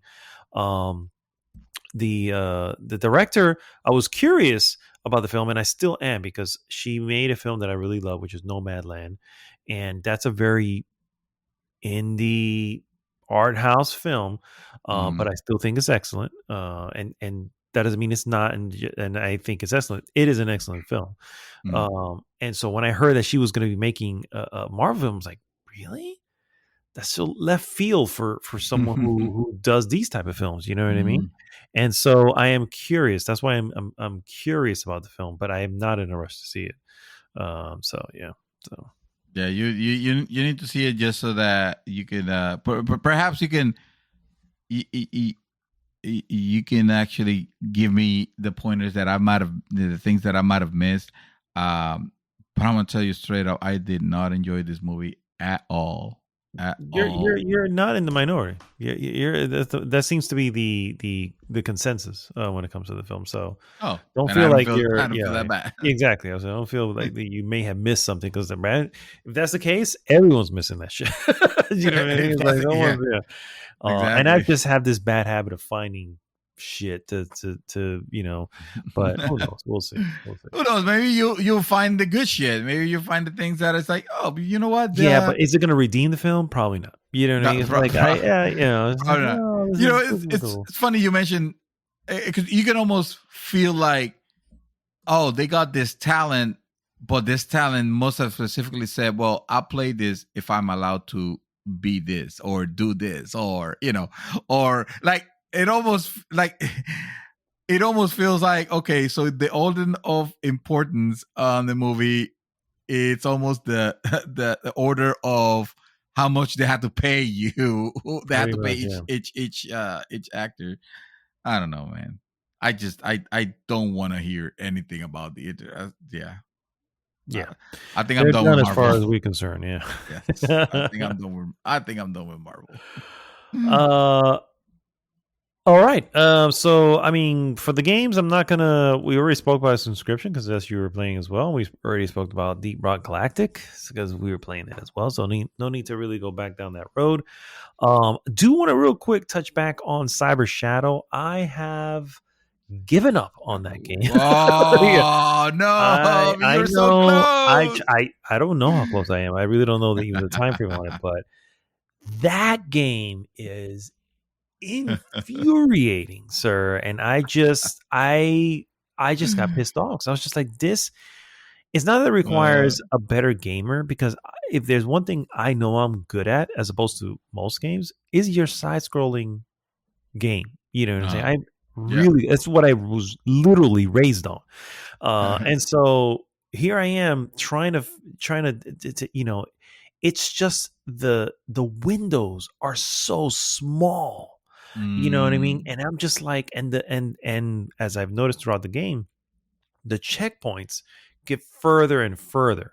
Not by a lot, but still, Mhm. it's like there's a lot in between checkpoints where it's like, oh my god, I just want to, and nothing is more infuriating to Mm. see the checkpoint and just be like, I beeline it to it because I just need to get there and miss it and have to do it all. It's Oh. just like this game is, and here's the sad part. I was still loving it even while this was happening. I still kept going back. I was like, "Why am I playing this? Why am I playing this?" You My were wife was asking like, several "What are times. you Yeah. yelling at?" My wife was like, on Saturday, she'd be like, "Do not play this game," because I would curse, and she's obviously right in the living room, and she'd be on the phone with a client or something, and I just like this, Fuck! it's like, oh my goodness, it's just it was too much. And the sad part is, I'm going to be honest, I know I can get through it. It's just at some point I was stopping. I was stopping having fun. It was no longer being Oh. fun. It was really just Mm. being excruciating. And yes, you unlock abilities, and suddenly you're doing these things that you fly off the screen. There's a move that makes you dash. It's a forward, Uh-huh. and obviously that type of thing, and that being side scrolling. I use the D-pad for this Right. because that's what you want to use for that. Yeah. And I swear to you, would never fail. Sometimes I fall, and I'm just like, I shouldn't be falling because I just hit dash. I just hit the dash. I Why know I didn't did the it dash right. take? Yeah, and it's like I've been doing this shit for fucking decades. I know what a forward motion is. Don't tell me I'm missing this. It is my is so Uh-huh. I don't know if it's I don't want to blame the game. Obviously, the game has gotten great, really good reviews, Yeah. and it is good. It's addictive. It reloads so fast. It's like, fuck it, I'm trying it again. You know what I mean? It's like, it's just that type of thing. But Mm. dear Lord, bro, it just got too much. And I'm just like, I don't have time. I don't have the time to fucking Mm. divulge to get into this game. Can I beat it? Yes, I know I can. I don't have any doubt that I can. It's just going to take me a while, and I don't care anymore. That was the whole deal. I stopped caring. I can beat you, game. You know what? In my head, I already beat you. I don't want to. I I am couldn't, I'm bro. convinced that I can, and you don't deserve to be beaten. There you go. Yeah. So yeah, I stopped that before I even jumped into some of the other ones, as some of you know. But I did, alongside Inscription and alongside our usual Tuesday nights. I've gotten really into Hunt Down, and I mentioned Oh, this last Hunt week, Down, so it's yes. it's not a new game like that. But I just want to say this game right here is excellent. Dark and I were talking about it as I was playing it, and he was watching it, and he was just like, dude, if this game came out in the 80s, this would have been the tops, like one of the top selling games on Super Nintendo, because it is just excellent. It is co-op, so if anybody ever gets it, I would happily play it. But it is so 80s, it is so cyberpunk, it is so everything that you love about that type of game. It is completely voice acted, which is even more for me. It's just like, man, they pulled out all the stops. This is beautiful 16-bit, not your 16-bit. No, this is beautiful 16-bit. You know what I mean? Yeah. And lots of action, blood. When you throw a grenade at one of the enemies, they blow up and little bits of them fly all over the place. It is just Mm. that kind of awesome, uh, um, action, side-scrolling action game. So Also, I probably not highly possible recommend. to be done on Super Nintendo. Oh no, probably not. Not with the memory and everything they have, because just the detail and everything that's in here and the way it flows. Yeah, you're probably Or maybe possible, but it would have cost like maybe $120. maybe on the Nintendo 64, where it had a little bit more megs, and yes, it would have been a Yeah. very expensive cartridge. Yeah. But that said, excellent. Highly recommend everybody play this game. I own It this is game. so fun. Yes, I know you own it, but that doesn't mean you play it. It is No, so it never fun. does. Checkpoints, by the way, I'm probably about midway through the game, and checkpoints still make a lot of sense. It's still challenging, Mm. just not to the point of excruciating. And again, there's co-op as well, which I haven't tried, but apparently it's available there. So Hunt Down, that is definitely that is a fucking GG right there. Right now, that's in the range of a 4. What's Yeah, okay? it's in the range of a what is 4 right now, because projecting? I'm just There like, you go. man, this is just so much fun. It's hilarious.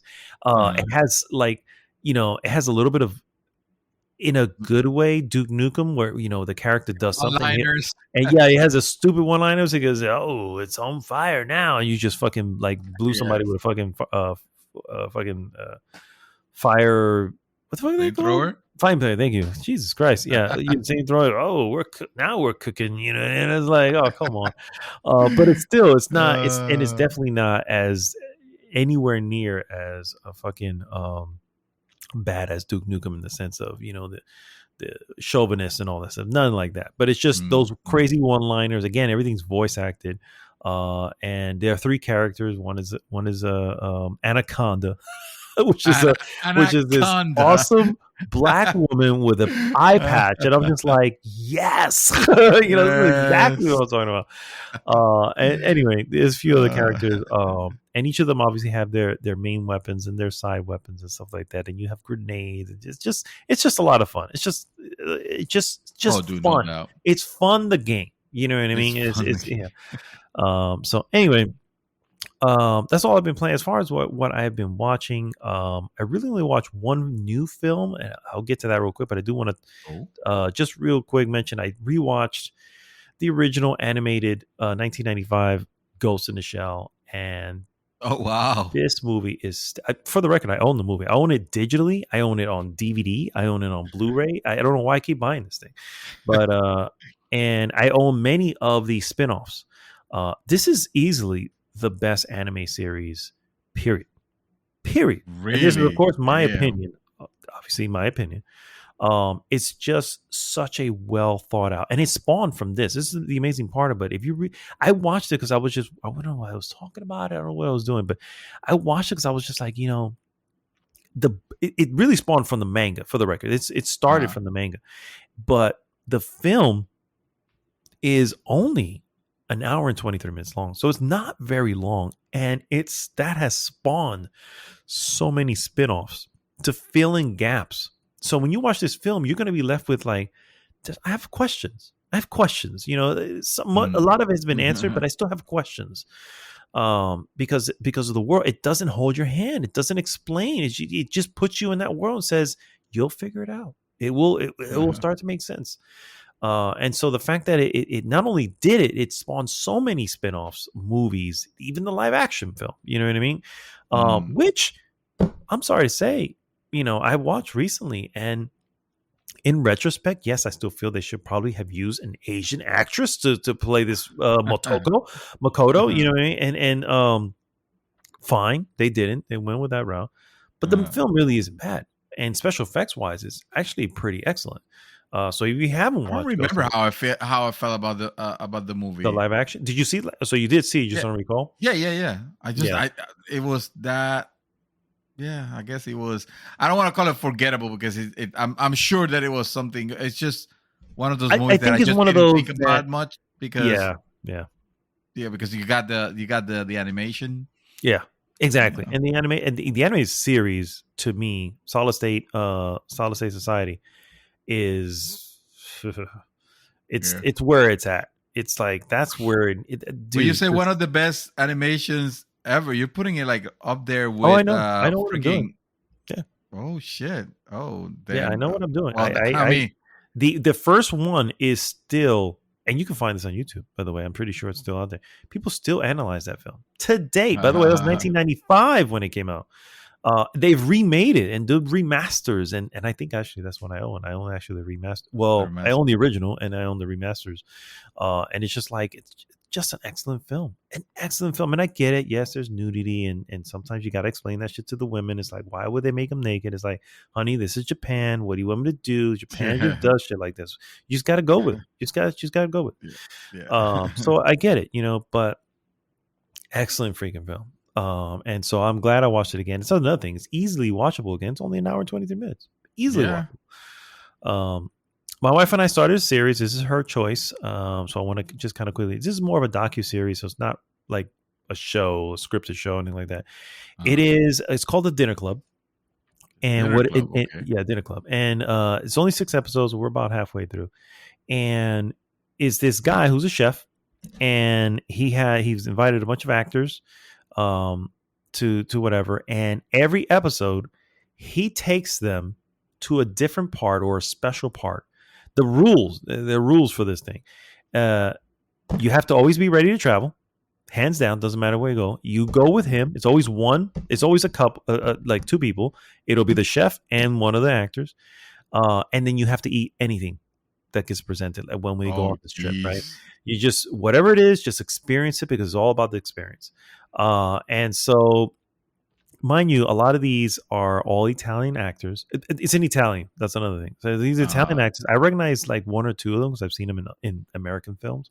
Uh-huh. But it's all in Italian, so they're speaking Italian and everything. Wait, so they're so it's not like a live show. It's a movie then, or it's a no, it's a documentary. show. It's episodic and it's not scripted. This is all like Anthony Bourdain show type show where you're Yeah, just with folks following them and a crew with a camera essentially. And gotcha. Chef Carlo Caraccio, I think is his name. He's an actual chef in real life. This is an Italian Mm. chef, and so he's making these trips, and each time he makes this trip, he brings. Another thing of the rule is the last rule, or one of the last rule is you have to come from that experience that you have in that little trip. You come back and you cook for the rest of them something from those trips that you've learned, Oh, which is really awesome. And let me tell you that this shit is all up my fucking alley right here. You know, they have dude, your seal of approval. I bet. it does, and I don't think there's any way of switching the audio, but it is Uh-huh. difficult because Italians speak fast, very much like Spanish. Mm. I can get obviously, hello, I speak Spanish, so I don't even need subtitles to listen to those things. But when they're speaking Italian, and to be fair, I catch a lot of it. Like, so a lot of it sounds like I can understand it. You know what I mean? Yeah. But sometimes it's just so fast, and they're using a different dialect, and it's just like, whoa, I need to. I'm looking at the subtitles, not really looking what's happening because I'm trying to read. That's the only downfall for it. But that's really a nitpick. But Mm. really cool stuff. Really cool stuff. And I like those type of travel / eat shows and all stuff like that. So anyway, Yeah. last film I saw that I do want to bring up is Ridley Scott's most recent film, which he's gone on record saying, I'm sure you remember last year, Ridley Scott said something along the lines that, this world has become all about the streaming, and people have become, not these words, but essentially dumber because they don't want to experience something good and go to the Mhm. theater and all that stuff. And even I was like, dude, chill out, bro. It is what it is. Yes, I remember. And of course, it's because he released The Last Duel, which is his most The recent Last film. Duel. Yeah, Okay. Yep. which I is saw this. his most recent film, and it unfortunately, didn't make its money back. It's an expensive film. This is a Mm. medieval film with some battles and a lot of props and a lot of costumes, a lot of actors. You have Mhm. Adam Driver, you have Matt Damon, you have Ben Affleck. These are not cheap actors. Yeah, that's our major names. Yeah, and they're doing excellent work, mind you. This is a very, very good film. The story is essentially. Oh, by the way, this is based on a true film, based Oh. on the last duel that occurred in I want to say it was France, if I remember correctly. It was in France. Yeah, Jean du Carroge. Yeah, so it's in France, and the last duel, because that was just nothing. Like, by the time this happened, duels weren't happening for like a long time. And even when it got presented as the means to addressing the issue, the king at the time was like, "What are you talking about? We don't duel anymore." And of course, his advisor goes, "Well, technically, it has not been removed." You know what I mean? So it is something, just nobody does it anymore.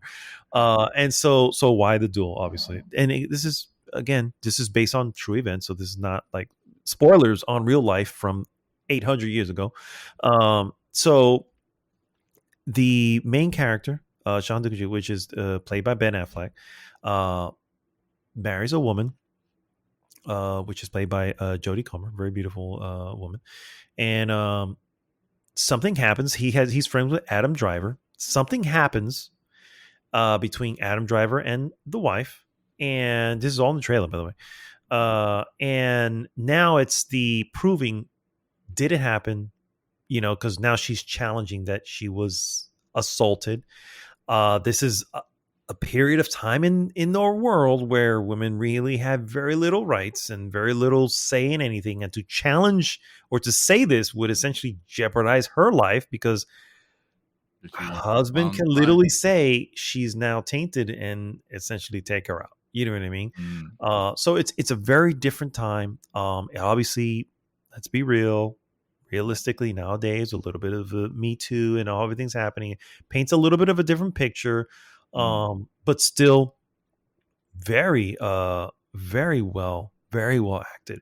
It is very much. I don't know if you probably haven't. I don't know why I'm going to ask this, but there's a Japanese film called Rashomon, which is made by Akira Kurosawa, which I'm sure you remember his name. He's he's Kurosawa mode in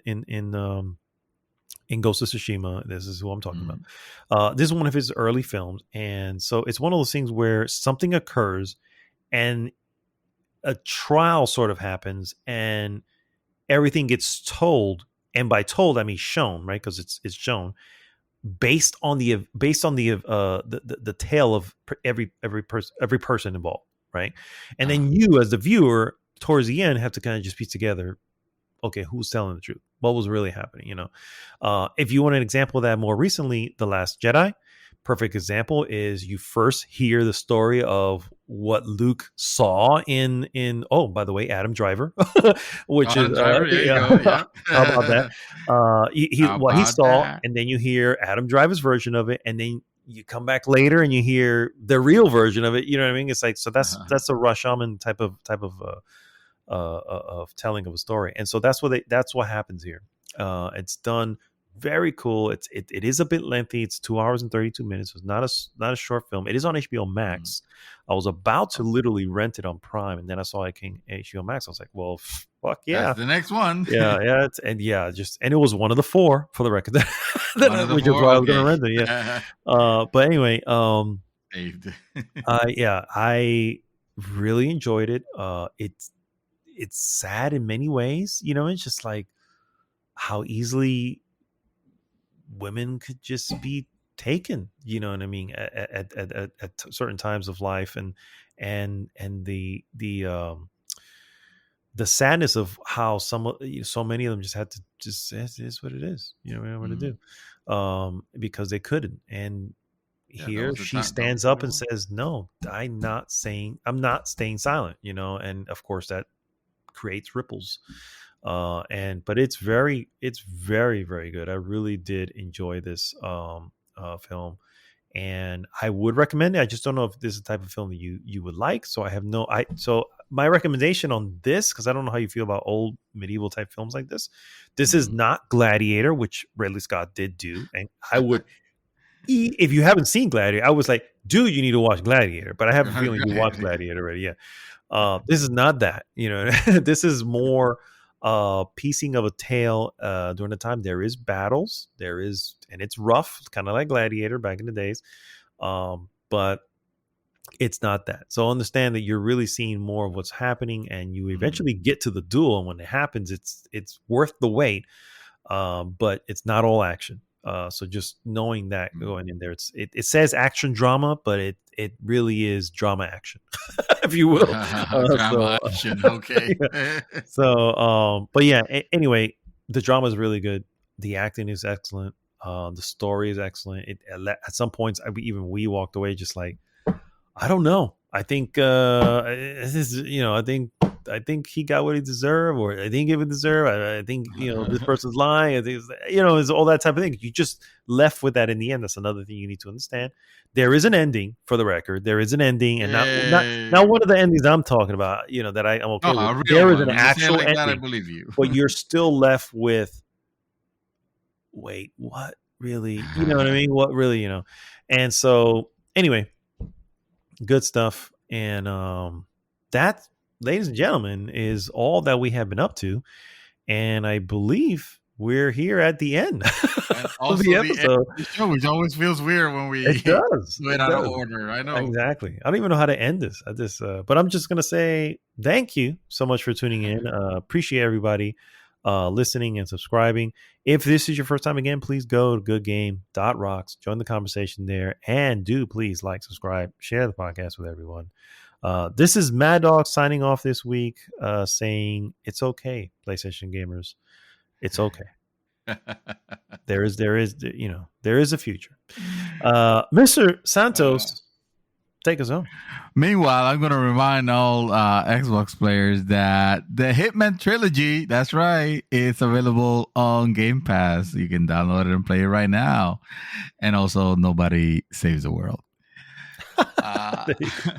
But also, I just want to wish my dear friend and bro, a Mad Dog, a wonderful first anniversary of his PlayStation 5.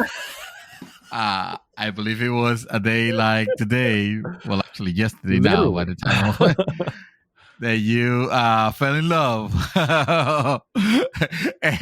and I have visual proof of you hugging the box on the floor. Yeah, I remember. And, I wasn't. Because of it. the work that it took behind to just kind of get it, and it's like, oh, it's here. Finally, I just want to caress it. You were so. I don't know who was happier, you or Chaos when he drove. He freaking drove in the middle of nowhere, going there, yeah. And he was so. It's just, it sparked, like he seen me smile. It just sparked my life. That was like, oh, that's all I need. I can die happy now. Yeah, my bros are happy. I'm happy because I own mine also. I can die right now. But that's okay, because now we're screwed, because now Microsoft had to ruin it for all of us and destroy PlayStation. It's so completely walling off shit. I mean, what the fuck? Yeah, what the fuck? I don't know what I'm gonna do with PlayStation. I'm gonna have to resell it. At this thing, we have to hawk the shit. Damn, that's just if it's lost its value right now. Immediately. From Tuesday to today, the shit's worth like 20 million less. Yes, exactly. Whatever that is. What am I gonna do? Yeah, I hear you. All right, guys. Well, we'll see you next week. Thanks so much for tuning in. GG!